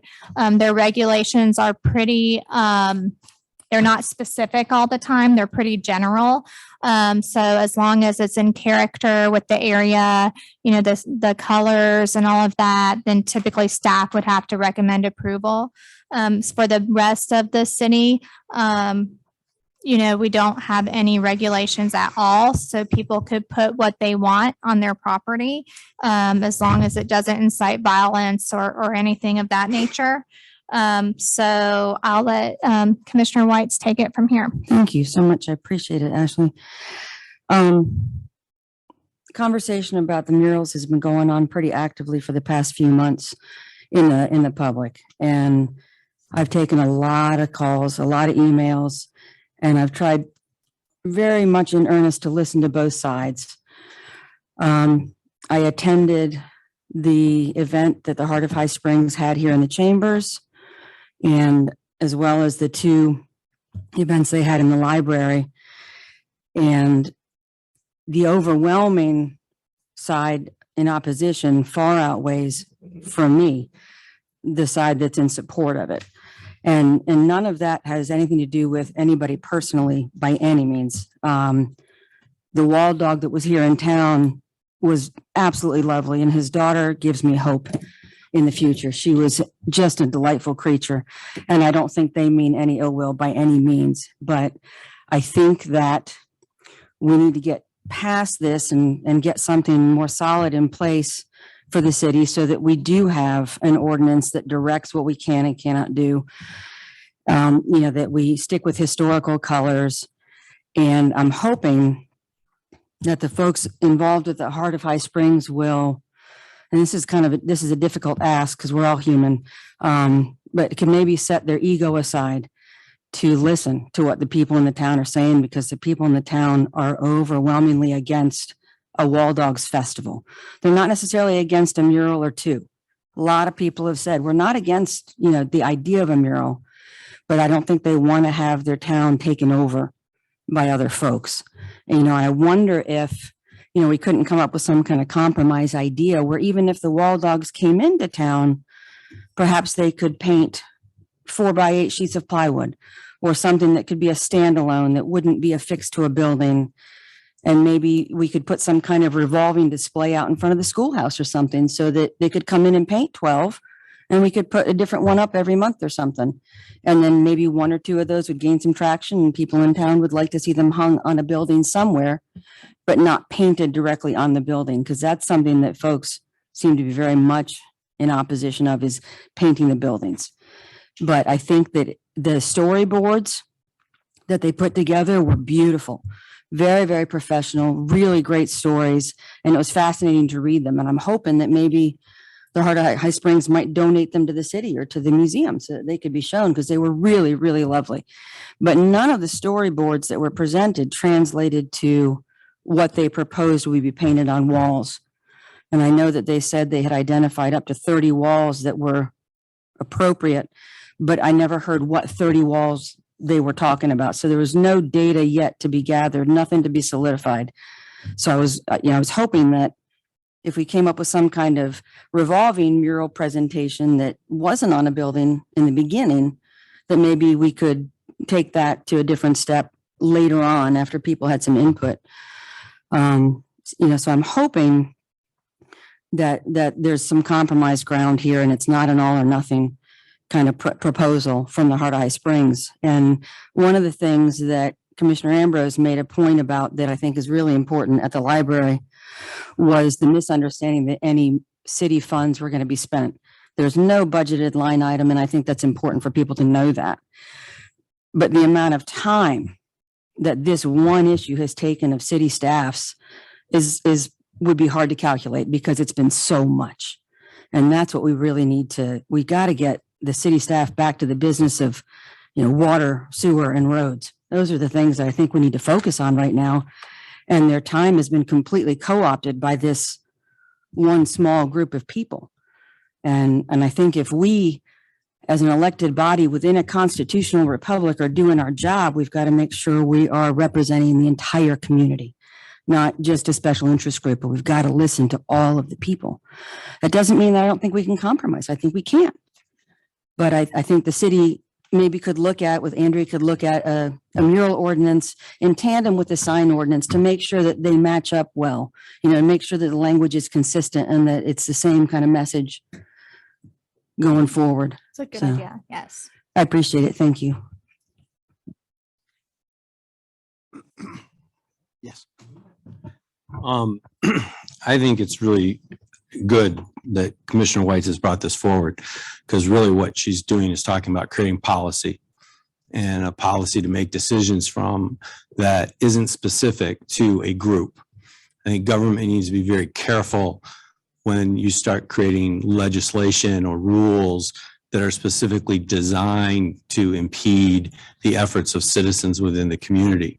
So coming up with a policy and developing that so that city staff can focus on what's important and what's within their realm is important, because this has gotten to be a distraction for city government, and it's a private group using private funds in the community. So I'm going to be in support of any kind of a motion that says, let's develop a sign ordinance and directing, the city attorney to maybe draft an ordinance for us to look at. But I want to be careful that as a government, we're not designing something to impede a legal entity being operated by citizens, privately raising money to do work on private property. And I think that's a very dangerous place for the city to go and be careful of. I'm looking at it from a different perspective. It wouldn't matter the group that was coming before us, whether it be Wild Dogs or whatever. I don't think a small group of people should be able to come into the city, fill out a permit, and do whatever they want in this city. And we as a commission have nothing to do with it. It states so in the application. Commissioner approval not needed if they don't ask for money, in-kind services, or if alcohol beverages are not being served. We're dead in the water, so they can do whatever they want. This is what we need to stop. And I don't care about the content. We need to, I know, I hear everybody's got rights, but we do too. I do too. And when I hear, as Catherine says, so many people who are against this, why don't they consider that? Doesn't it say something to them? We got an uphill battle. Why? What is the battle? I don't understand it. Why are you coming in and saying to us, this is what you need and this is what we're going to do? And that's what they said initially. This is going to pass. You don't have a thing. There's nothing you can do about it. And they were right. So we're trying to make sure that when they come up for the big one in 2023, that they can't just sail through. We've got to have some barrier up there, some say as to what goes up in this city, not just have somebody. And like I said, it is not content. I've seen their signs and they're beautiful. I don't have any problem with what they do. I just do not believe it's for the city of High Springs. But even if the mass of people here said that I want it, this is what we need, I would vote for it because I follow the lead of the residents of High Springs. That's my job. So that's my viewpoint.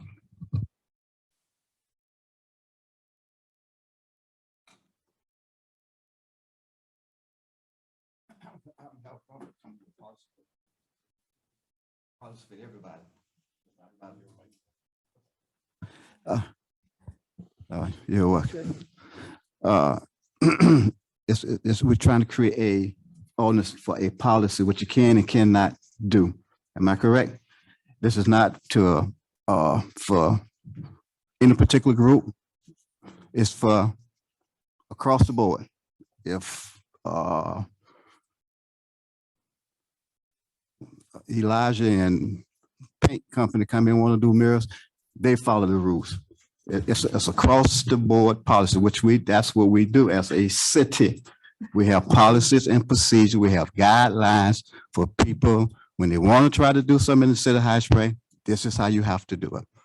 And this is not about a group. It's about a policy, a guideline for people can go by when they come and want to do a mural in High Springs. So I don't have a problem trying to come up with a policy on this that's going to fit everyone. And like you said, Mr. Mayor, just on the legality side of it, any kind of mural ordinance would have to be content and viewpoint neutral. And so it would not be directed to any specific group. It would be evenly applied to any group who comes in and applies to have a mural permit. And in the regulations within the ordinance also would have to be very content neutral, meaning that there needs to be a lot of adequate procedural safeguards as far as timing of the application, and it needs to be tied to a governmental interest.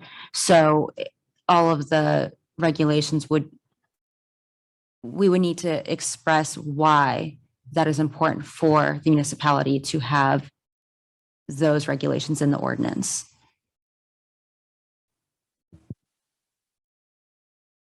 Any other questions from the audience? I seen some hands go up a few minutes ago. Are y'all trying to get my attention? Turn the mic on? Okay. Okay. Anyone on Zoom? So, Mr. Mayor, we have two on Zoom. The first is Alice Brown, and then we'll go, this is up to you, Mr. Mayor, Patrick Sherry from WUFT. That would be a member of the media, but we'll bring.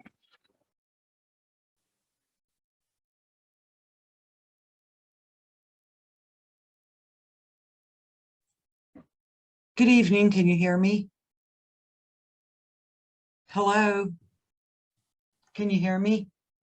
Yes, we hear you. Okay. Hello, I'm Alice Brown, and I thank you for your time tonight. And I'm here to say why I support item 2 and item 3, adopting a murals ordinance and the special event application review of.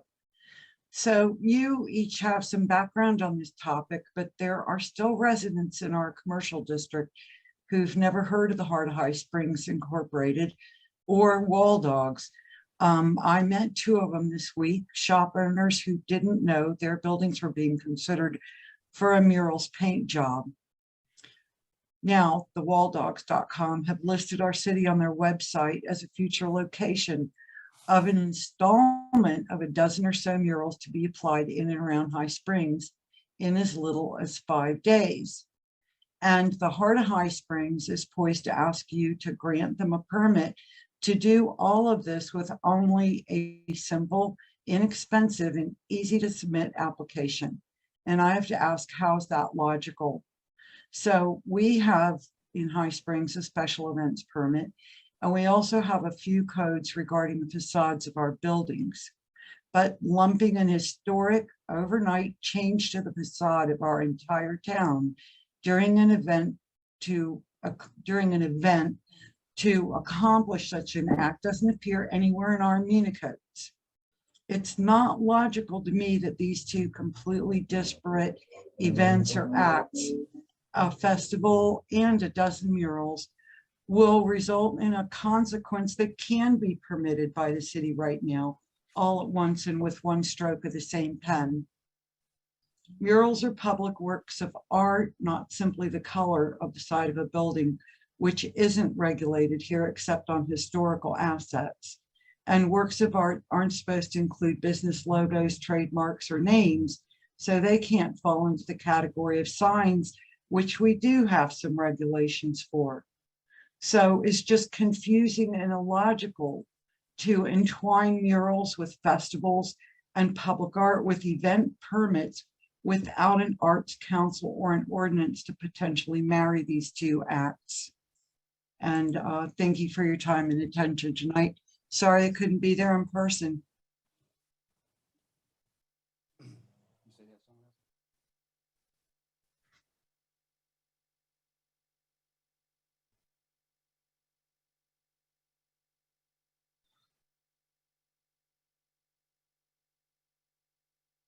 Thank you. Hello, this is Patrick Sherry from UFT Radio. I just wanted to ask a question to the Commissioners Board or whoever who might be able to provide insight. What were the main reasons people are looking to paint these murals on these buildings, and what content, if you know any, would they be interested in putting on these murals? So currently we do not have anyone from that group here to answer those questions. If anyone in the audience is from the group, I don't see anyone that I know as part of the group. So I think it would be inappropriate for staff to answer those questions and represent someone else that's not the city. Okay, thank you.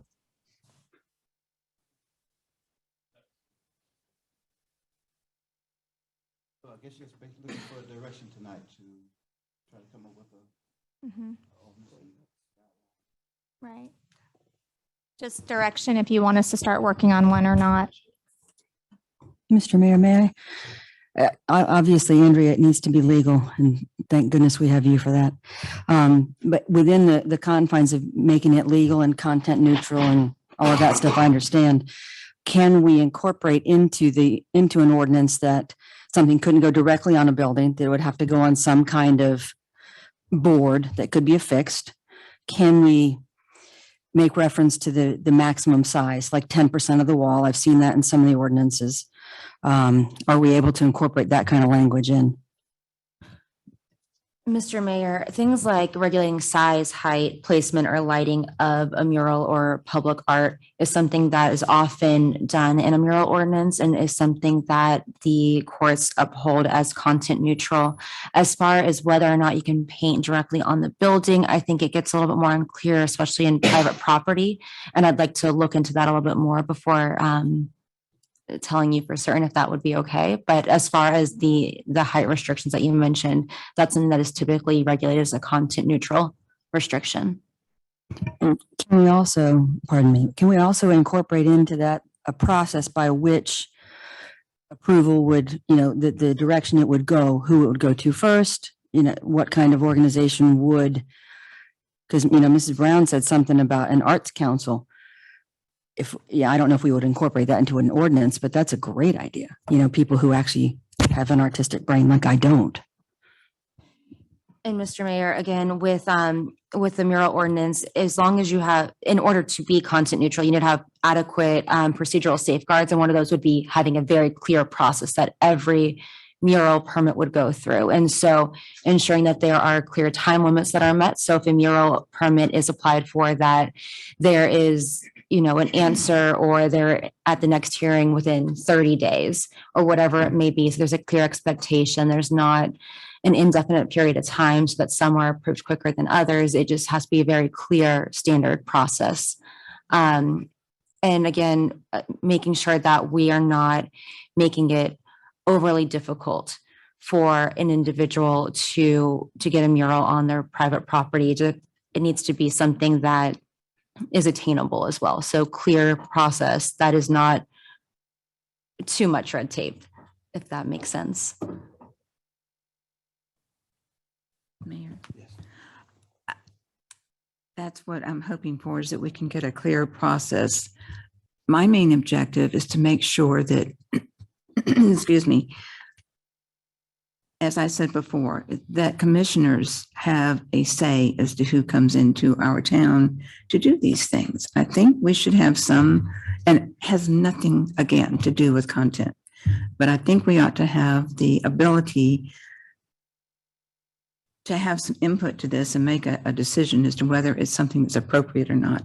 And if it goes through the Arts Council or the Planning Council or whomever it needs to go through, that will help the process. But somewhere along the line, we need to have our rights protected as well. Mr. Mayor, maybe a clarification on the mural ordinance. As far as public art and a public place, that is absolutely something that would come before if we make the ordinance have this process, it would come before an art commission. Art on a private property, there is going to be less regulation in general, just because it's on private property and there are much more protections there. Okay. So there can be regulation as to, things like the size, the height, the placement, but there's not, I have not seen an ordinance that would have a request for a mural on private property come before an art committee as well, because the content of that mural on someone's personal property to regulate what can or cannot go there or who can or cannot paint there is now getting into violations of people's First Amendment rights. And so what we'd be looking at is just some sort of consistent guidelines that can be used. But as far as every mural in the city coming before an art committee, that realistically wouldn't happen for art on private properties.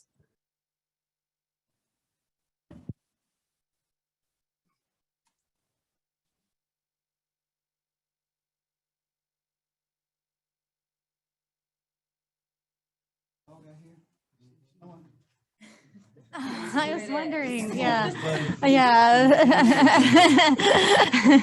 Like my grandson.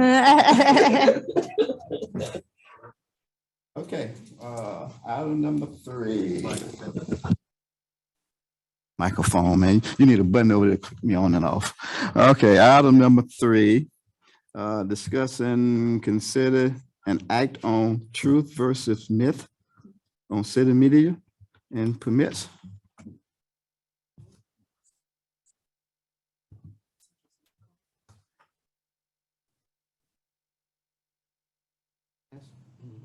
Yeah, I thought actually, anybody else wanted to talk about the ordinance? Yeah, okay. All right. Okay, Commissioner Jones. Thank you, Mr. Mayor.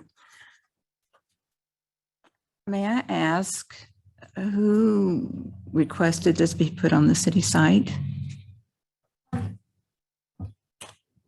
Staff made the decision to, sometimes there's rumors that go out in the public and we try to put the truth out there.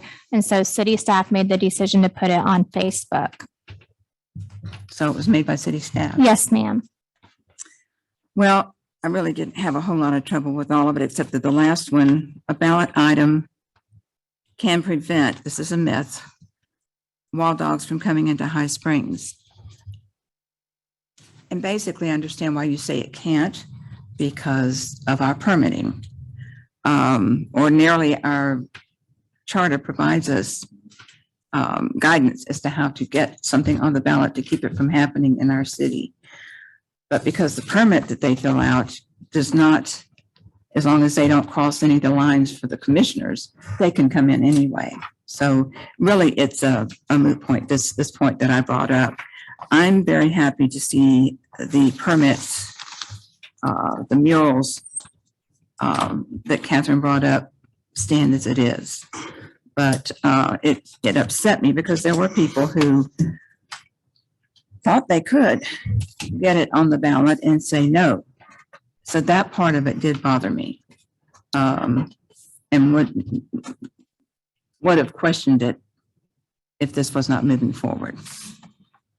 Thank you.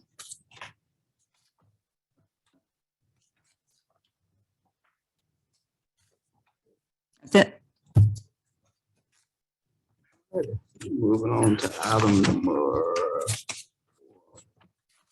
That's on CSHR 1493. Commissioner Jones. I'm sorry, anyone from the audience? Anyone from the audience? Anyone from the audience? Like to make comments on the last item? Anyone on Zoom, Kevin? Mr. Mayor, Chris Brown wants to speak again. All right. 3 minutes. Time starts now.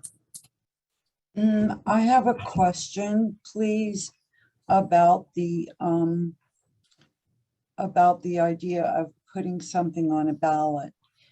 So I was reading the ordinances and it said that the people could make a petition, and if the petition was signed by 10% of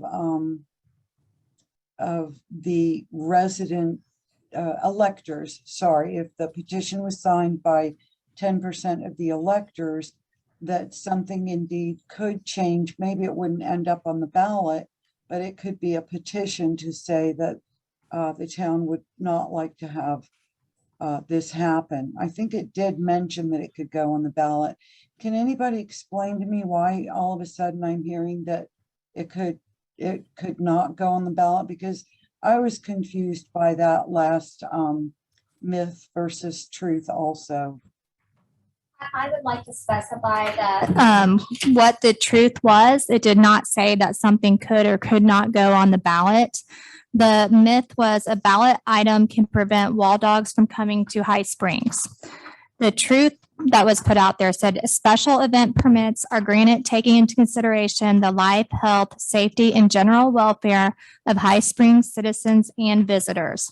Special event permits cannot be permitted or denied based on the content of the event. The right to gather and hold events is a protected First Amendment right. So that did not say that something could not be put on the ballot, but we cannot take any group and say the group does not have a right to gather in the city. So we cannot grant or deny special event permits based on content or the group that wants to gather. But the group is not gathering, they're actually planning an activity.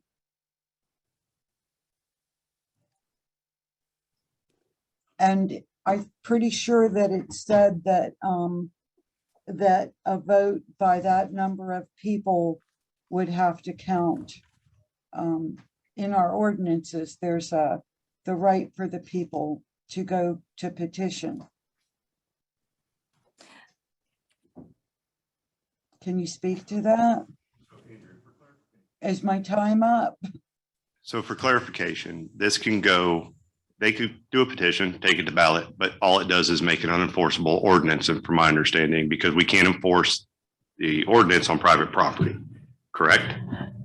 Right, so, Mr. Mayor, there is in the city charter, section 5.06, Citizens Petition Initiative, which allows for citizens to have a petition with 10% of the qualified voters. They can bring forward a proposed ordinance. At that point, if they have the proper signatures, it would come before the commission to consider that ordinance read exactly as prior to getting the signatures, they have to actually have the ordinance drafted. So that exact ordinance would come to the commission. The commission would vote whether to approve or deny that ordinance. If the ordinance as written, I felt was not something legally enforceable or something that we could uphold because it was not content neutral, I would advise the commission to deny that ordinance. If that happened, it would then go to a referendum election. At that point, at a referendum election, if it was passed, it would then become an ordinance on the books that cannot be repealed for 2 years. At that point, again, if it was a content neutral ordinance that was not targeting a certain group or a certain properties or anything like that, that'd be fine. But if it was not content neutral, anytime it came up as an application for someone for a mural permit, I would then advise the commission that we do have an ordinance on the book. However, it goes against state and federal law. And at that point, I would recommend again voting no. So there is a process for the Citizens Petition Initiative to come forward with an ordinance, but that ordinance also has to be something that's legal. And so I think that's where the confusion's coming in, is that anything that is proposed has to still be something that can be upheld in a court in order for us to enforce it within the city. So I believe that I'm giving a long answer to a question that I can directly answer with, yes, there is a process for a citizens initiative. And that can ultimately get a new ordinance on the books, but there just has to be assurances that is also something that can be upheld in court and follows state and federal laws.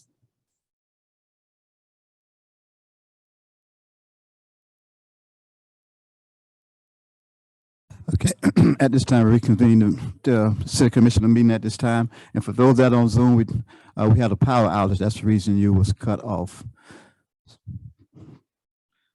I thank the young lady. Yes, ma'am.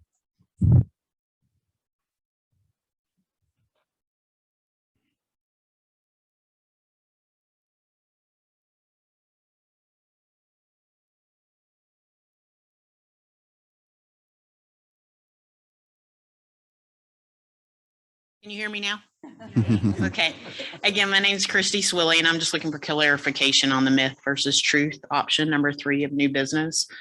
Is there any type of ordinance that specifically pertains to those items within the historic district? I know we're talking about our concern for infringement on people's rights on their personal property, but if they own that personal property within the historic district, is there a different precedence for that?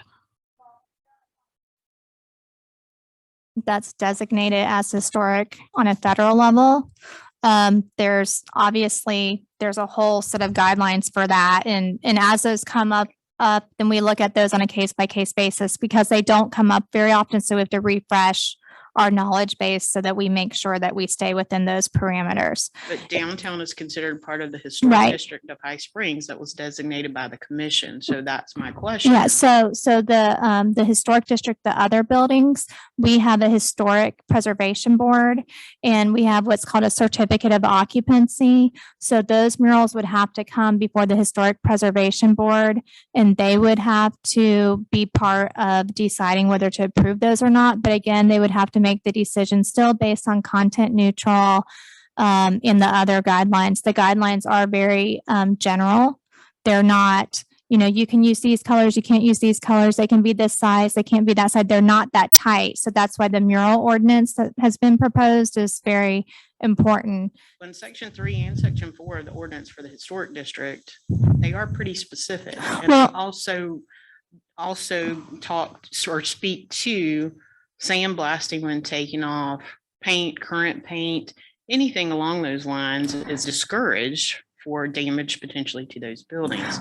So I know that that's a huge concern. And I know that part of the myth of some of the people who are against this is the fact that there are businesses that are located within the historic district that are not historical buildings, but can come in and get approval to paint whatever random colors of the rainbow they want, simply because that's the color that they want, So- which defeats the purpose of designating that area as a historic district.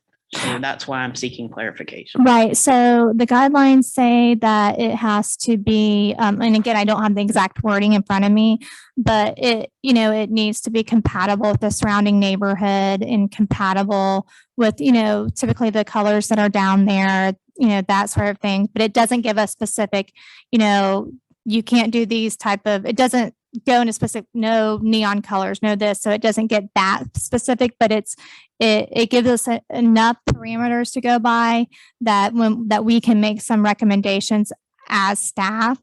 But I still do feel like it could be tighter.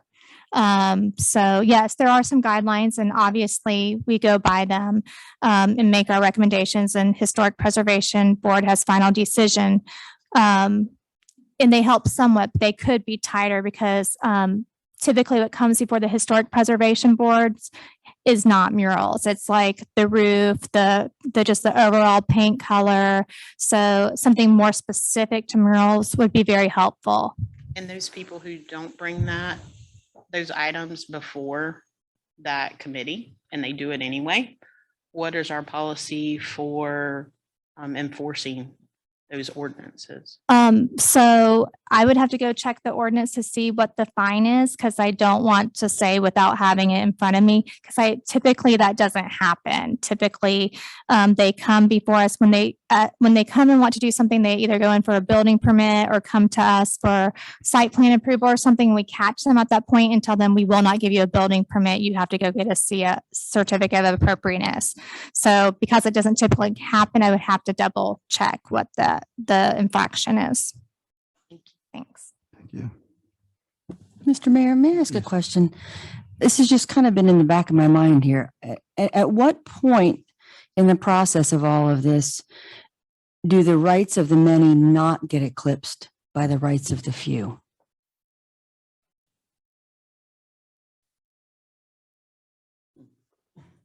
It looks like y'all are looking at me, so I wasn't sure if that was directed at me. I'm struggling with the best way to answer that question. There is a balance with cities. We have to protect people's First Amendment rights and their property rights. So when you have art on private property, there are certain regulations, like we had talked about with the mural ordinance, such as ensuring that if it's visible to the public, you can regulate things like the size. If it is on public property, then the desires of the many certainly come into play, because that's when you can, in a mural ordinance, for instance, set up a committee who looks at what type of art would be beneficial for the city and what locations, and they vote on what's going to work for the city. As far as the public's opinion on someone's private property, it is going to be more limited because there's private property rights that also are protected, and you can't infringe on those. So it's a balancing act. If you're looking at art in public, is a different scenario than if you're looking at art on a private property, if that helps to answer your question. And that building is privately owned in the public sector. The public really isn't going to have any say. There are content neutral regulations. For instance, if we're looking at the historic district, having it consistent with the surrounding characteristics is something that certainly can be written in. I was reading about a case today, Burke versus City of Charleston, where content neutral regulations, but with limiting the color scheme and things like that in a historic district, were upheld, because within a historic district, to preserve the nature of a historic district, you can have somewhat more stringent regulations than elsewhere in the community. So yes, there are times that private property that the public can see has regulation on it. They, again, just have to be content neutral. That's the takeaway tonight, is content neutral. Any regulation should be content neutral. If you want to hear it one more time, content neutral. Since I've said it so many times already. I mean, I just feel like we're kind of in the public sector now that this is kind of out in the broad daylight. You know, we're up against the wall with a group of folks that have been working on this for 3 years. So we're kind of playing catch up, and we're just not as well organized as they've been for the last 3 years. And, you know, it's obvious that they're planning on going forward, since, you know, they signed a non-binding agreement in 2019. And I think they kind of made a commitment on behalf of the city, understanding it was non-binding. I get that. But, you know, it's obvious that since that far back, they've been intending to go. And we're really just caught on our heels. And I think we need to do the best we can to catch up. I appreciate the content neutral, absolutely. And, you know, whatever private buildings are being targeted have already been identified. We don't know which ones they are, but I think they all do. And we're just kind of caught in the tailwind here. So.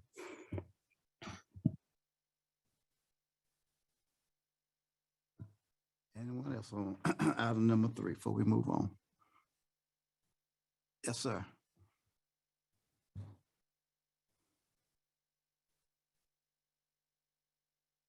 About the petition.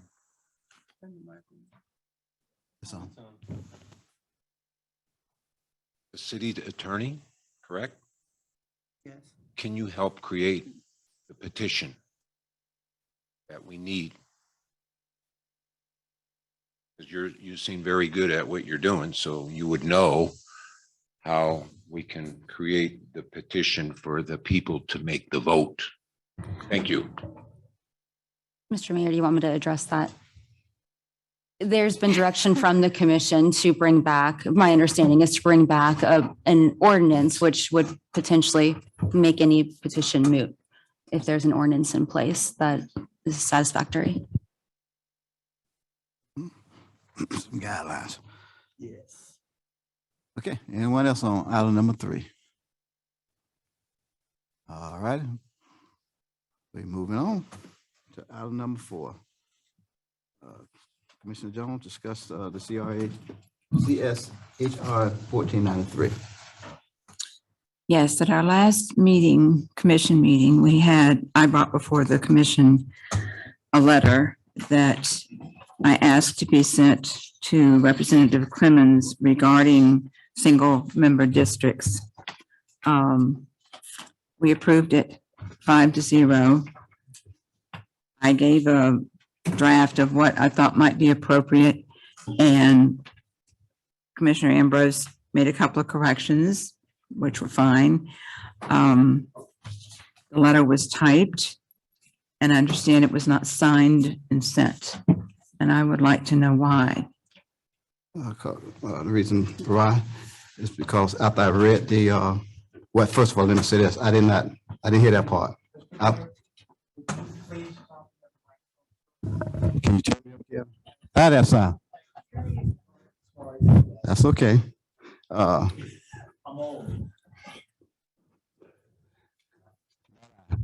still young.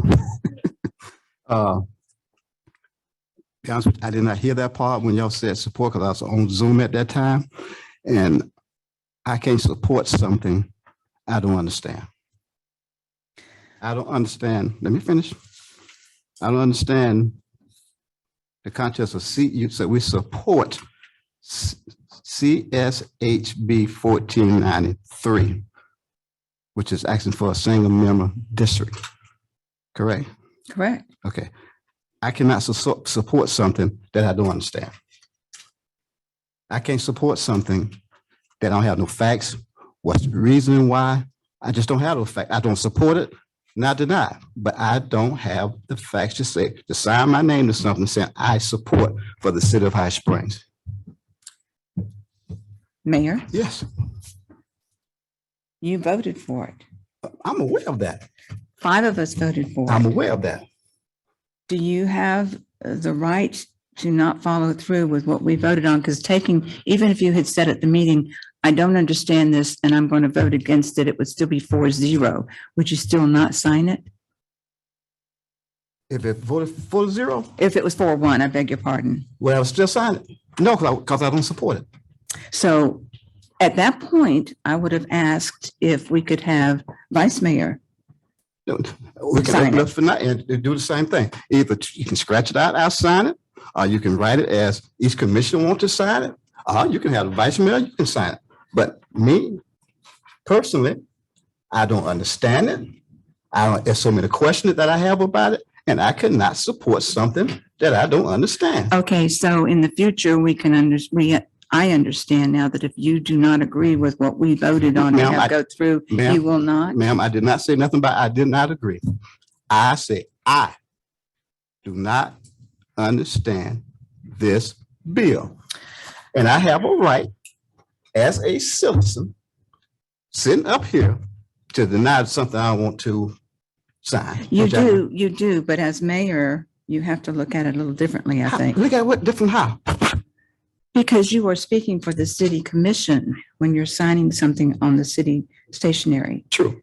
Which voted 5-0 to be sent. Am I a city commissioner too? Yes, you are. Okay, so I don't feel comfortable in saying I support this, which I do not support. I don't support it, not support. I don't understand it. And if you ever see me sit up here, I need facts, I need data before I support anything. Madam Attorney, what can be done in the future to make sure that the commission is notified when the mayor just determines that he does not want to sign something that we voted on to be sent? Mr. Mayor, I think that maybe having some kind of backup options. So for instance, let's say a letter was voted on to send in support of something and it was voted 3-2. It wouldn't make sense for someone who opposed it to be the one signing that they supported whatever letters being sent. So it could be that, the default is the mayor signs, and in his absence or in his dissent or unwillingness to sign for, lack of understanding the bill, whatever it may be, it goes to the vice mayor. And in the absence of the vice mayor or her dissent or whatever it may be, it goes to X. So if we know that mayor and vice mayor are in dissent on whatever the letter would be, the motion could include who was going to sign on the commission's behalf or something to that effect, and just some kind of procedural process that could make sure in the future there's a clear chain of command on who would sign. I would appreciate that because I assumed it had been sent. I told a commissioner on the city of Newberry that, yeah, we sent ours, no problem. So I end up looking like a fool because it wasn't sent. It wasn't shown in support as some of us were trying to get up to Tallahassee. It's embarrassing. It'd be embarrassing if I signed something that I don't agree with. I'm sorry. And I'm gonna say this. I'm always about the citizens of High Springs. I am about the citizens of High Springs, not one particular group, for all citizens of High Springs. And that's who I represent. And I cannot get conscious sign this saying that the city of High Springs support this. And a lot of people in the city of High Springs don't even understand what it is or don't know what it is. So you can either scratch it out. As I explained, the vice mayor, please let me finish, please, Ms. Jones. Don't do that, please. I never disrespect you that way. If you want, again, I say, if you want to keep the letter, the vice mayor can sign it. You can sign it. You can keep it as is, and each commissioner can sign and say that they support it. I don't have a problem with that. If you want to send it to Tallahassee, but me personally, I do not support this, and I will not sign something I don't support. Because that's what it said. If I sign this, I'm saying I support this. Mr. Mayor. Yes. As I explained in the meeting, this was long-term. Many mayors and commissioners had attended meetings for the Charter Review Committee 2 years ago. We could not even get it on the ballot because, of course, we know, not on the ballot, but even up for discussion. Because if we know the Alachua County Board of Commissioners does not support it. So therefore, we couldn't even get it up for discussion. And we were the most attended meetings of that CRC with people there trying to get their information on discussion, but it was still designed. There was a person who resigned off that committee just because he was so irritated that we couldn't get our voice through. So this was a big thing. This was not something that just, and we've had many citizens who want the right to be able to talk to someone who will be held responsible. So I explained this in the meeting. The fact that you were not here and you did not understand it, in my opinion, doesn't give you the right to not sign a letter that we agreed upon. And I still want this letter to go. Ma'am, I do not have a problem with you sending this letter. I'm not going to sign it. If the vice mayor can sign it, you can sign, whoever can sign it. I'm not signing it. What? You voted for it as well, Gloria. I don't mind that, but I sort of agree in a sense. The first sentence on here says you support it, not that. If we were just saying put it on the ballot, then put it on the ballot. I agree, but not say that I totally support. Put it on the ballot and see where it goes. Then I can tell you how I feel. I'm not saying don't send the letter. No, it doesn't. They say, please accept this letter as the City of High Springs support of CSHB 1493. Well, that was Mr. Commissioner. All right. I understand that. Unless we're reconsidering this issue at this point, it's mute. No. I mean, well, but your point, I agree with you, Commissioner Jones. As a commission, we voted for the letter to be signed and move forward. So the fact that that didn't happen, I think should have come back to us much more rapidly, that there was an issue.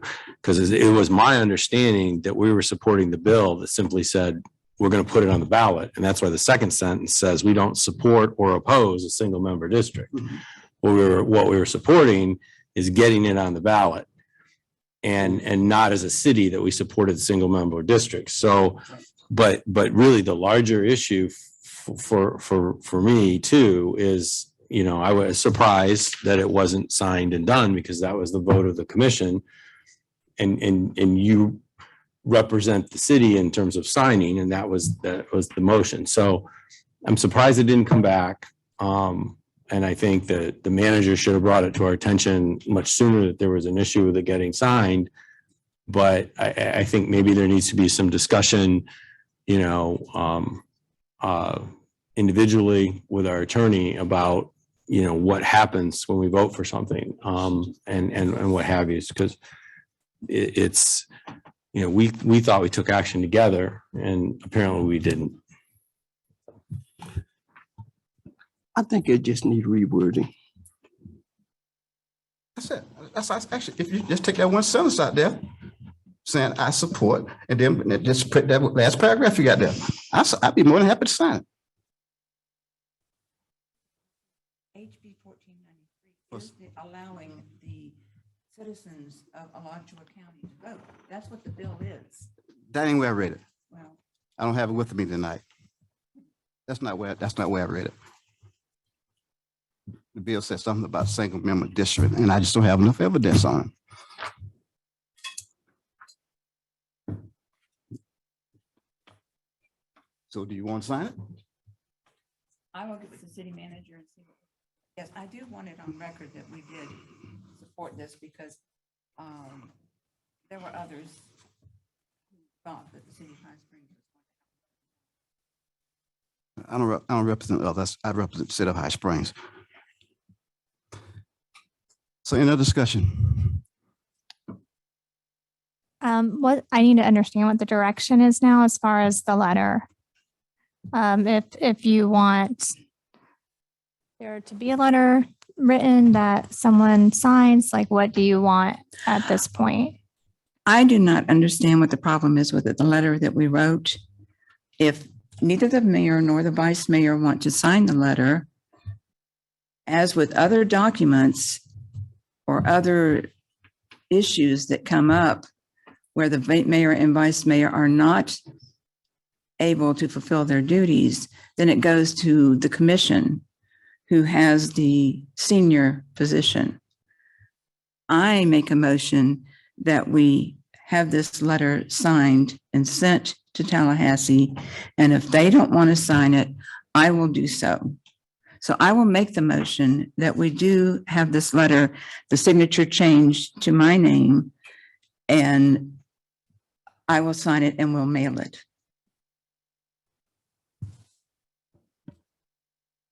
Can I ask a question? In this first sentence on this letter, if we change that word support to view or something of that nature, it will simplify this whole thing. I feel like the intent, even though it was confusing the way it was written, was that y'all want the citizens to be able to go out and vote on single member districts. And if you will allow staff to go back in right language and have it proofed by Commissioner Jones, since you wrote the letter, and get her in agreement and the mayor in agreement, or let me know if this is legal. I send it out, but you can't respond to all, and let me know if you're okay with it. Then maybe we can get somewhere and the mayor can sign it. Cause I that's what I think the intent was, but I'm just throwing that out there. Mr. Mayor, may I'm fine with your approach. I'm also fine with sending the letter that was already approved 5-0 with Commissioner Jones signing it. I would be happy to sign it as well, since I voted for it.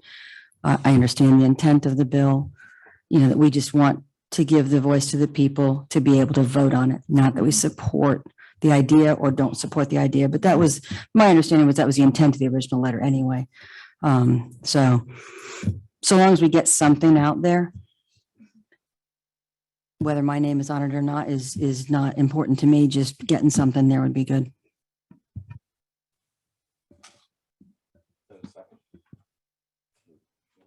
Second to Commissioner Jones. That's a much easier way to say it.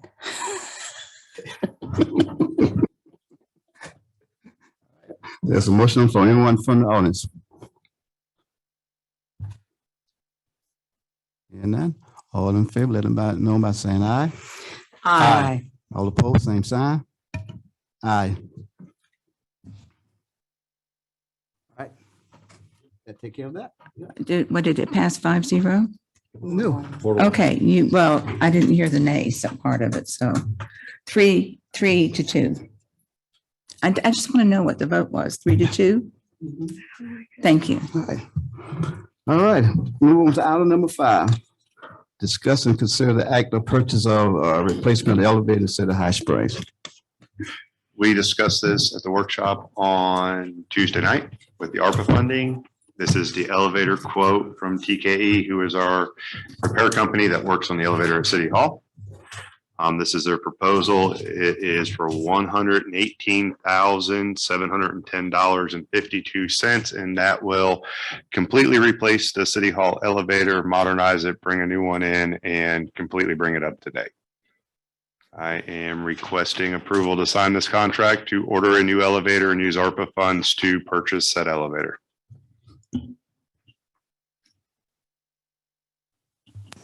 Mr. Mayor, may I ask a question, please, sir?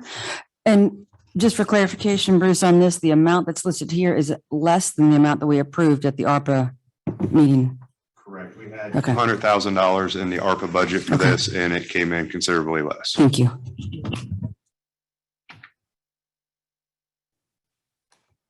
All right. You need, So I move we authorize up to, $120,000, the quotes for $118,710.52 of ARPA funds to be used to replace our aging and often failing elevator. Second. we have a motion and a second. Any other discussion on purchasing the new elevator? Long time overdue. Yes, sir. It'll be missed.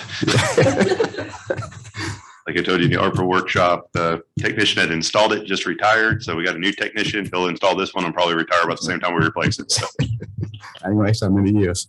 Anyone from the audience? Any questions? All right, all in favor, let know by saying aye. Aye. I'm sorry, is anybody on Zoom? Okay, all opposed, same sign? Okay, motion carries. All right, and this discuss and consider act of purchasing the cardiac monitors. this was another ARPA item we discussed Wednesday night at the workshop. We went ahead and updated the quote. The quote was a little more expensive than what was in the ARPA presentation due to some price increases. So this is the revised quote for that. Good news is there's money from the elevator left over, so we can shift some of those funds down just a little bit. But the reason we're bringing it to you on such short notice is we were also notified by the vendor yesterday that there's going to be another 10% increase, which will cause these to go up another $16,000 as of April 1st. So same thing, it was an ARPA budgeted item. Commission approved it in the workshop. I'm requesting to go ahead and move forward with the purchase of the cardiac monitors for the fire department to replace the ones that are on loan from the county. And I would like permission to sign this contract and purchase the cardiac monitors. Okay, Commissioner. I move that we order the cardiac monitors. Second. We got a motion and a second. Any other discussion? Anyone in the audience? Anyone on Zoom? Okay, all in favor, let me know by saying aye. Aye. Aye. All opposed, same sign. Okay, motion carries. All righty. City Attorney's report, updates. Nothing from me, Mr. Mayor. We're gonna keep you around. That's right. I used to ask Scott that, and he go on for 2 or 3 hours. Missing an opportunity to say content neutral. Actually, Mr. Mayor, on that then, I was told I had to say mural of the story one time tonight, and I missed an opportunity to say that. I said content neutral too much instead of mural of the story. Mhm. Do you get it? It's like a dad joke. The mural of the story is. Went right over our heads. It's just like, that was good. That was good. We'll start slipping that in there. I think we're gonna have more opportunities. Yeah. Okay, so I think we discussed this one time before, but I wanted to remind everyone that April 5th is a Tuesday and we are having the comprehensive plan update meeting on a Tuesday. So you'll hear from Allison, who is our consulting planner. Christy and I have worked on it for the last year with her, and I think we've gotten it to a place that hopefully y'all are pleased with it. And very excited about the cardiac monitors, still not excited about the elevator. I think it's fun. She said it's because she just get in here. She haven't had to ride up it for the last 7 years. That it? I am very happy we're getting a new elevator. I won't be getting called from the house to come fix the elevator issue.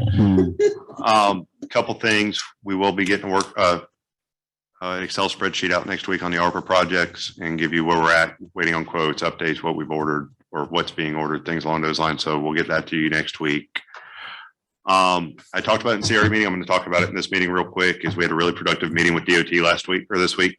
And we'll be continuing future conversations with them next week. So we got a lot of good stuff moving forward. I'm not going to go repeat everything, but just for the people that weren't in the CRA meeting, I just wanted to let you know. Other than that, I don't have anything. Commissioner. Yes, sir. I just wanted to say that the Alachua County Honor Band Middle School and High School was amazing. The concert they did was amazing. And our first chair trumpet player here from High Springs, I was wrong, was not an 8th grader, but a 7th grader. And incredible. And I was really pleased to see Chairman Hyatt was there from the school board, Mildred Russell was there from the school board, and the new interim superintendent was there from the school board. There were a lot of people, and it was so nice to do something pretty normal again. with and for the kids, and they were incredible. The one concern I wanted to bring up that a few folks have said something to me about is the dumpster over here across the street, kind of behind the businesses on Main Street in here. I'm sure you know what I'm talking about. It appears that that is continuing to be a pretty significant problem. And I don't know what kind of codes enforcement options we have. We're currently working on some ideas for that. I'll get with you shortly on that. Okay. But we're working out. We think we got something worked out. Okay, So thank you. just be patient with us a little bit. It's been an ongoing problem. We Yeah. know who you're talking to. We've Yeah. had multiple conversations. Okay, But thank you. Mr. Ross? The only thing I want to say is I really agree with what Commissioner White has said earlier tonight, that the city staff need to be focused on city business, and the distraction of a mural project needs to wait until there's real issues and there's really something happening in front of the city to take action on and react to. And I really hope staff can focus on that and be allowed to do that. And that's all I have to say. I have nothing.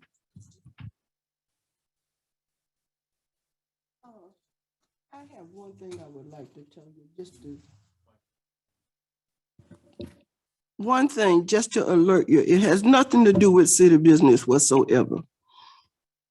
But I got a call the other day from one of the citizens to just give me some information because she was so upset.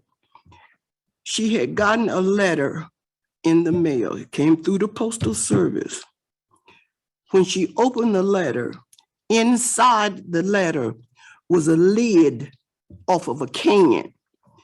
One of those lids with the sharp edges on it that's open with the old can openers. So I don't know if it was somebody that has a grudge with her and it was just directed at her. I don't know. But I'm just saying, so just be careful when you get an envelope in the mail and you don't know where it's coming from. Just be careful when you handle it. Okay? She didn't report it?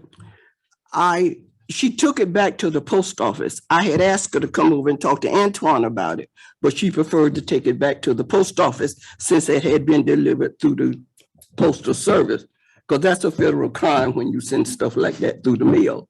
So she went to the post office with it. Okay. So I haven't heard from her since. I don't know what the results was, but I'm just saying, just be careful when you get your mail because you don't know. Okay. All righty.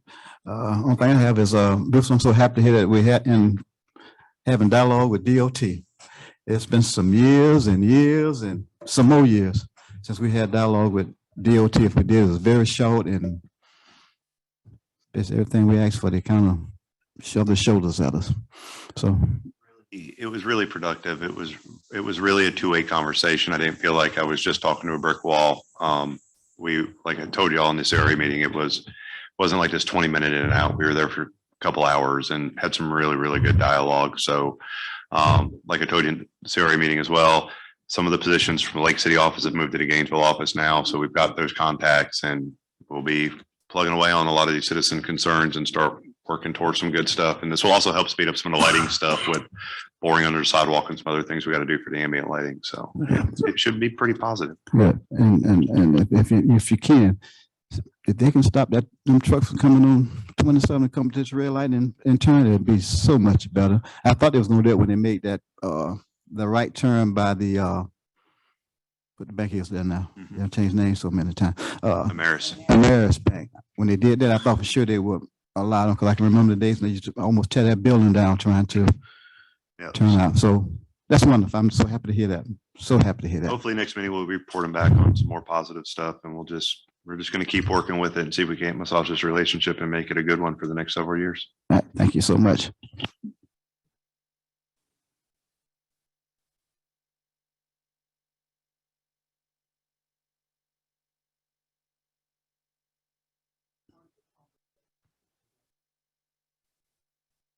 Of the DOT roundabout. We didn't get that detailed into it. They Marty had some of the information, but not all of it. So we're meeting with Jesse, who's the new guy in this area. So I'll get some better feedback in the next meeting. Once we sit down, I'll have a better answer for you. But I do have your cell number, so I can call you when I'm done if you'd like.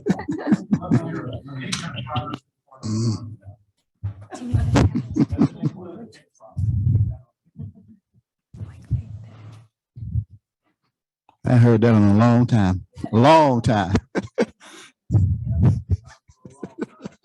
He dug deep on that one. I was about the pig property.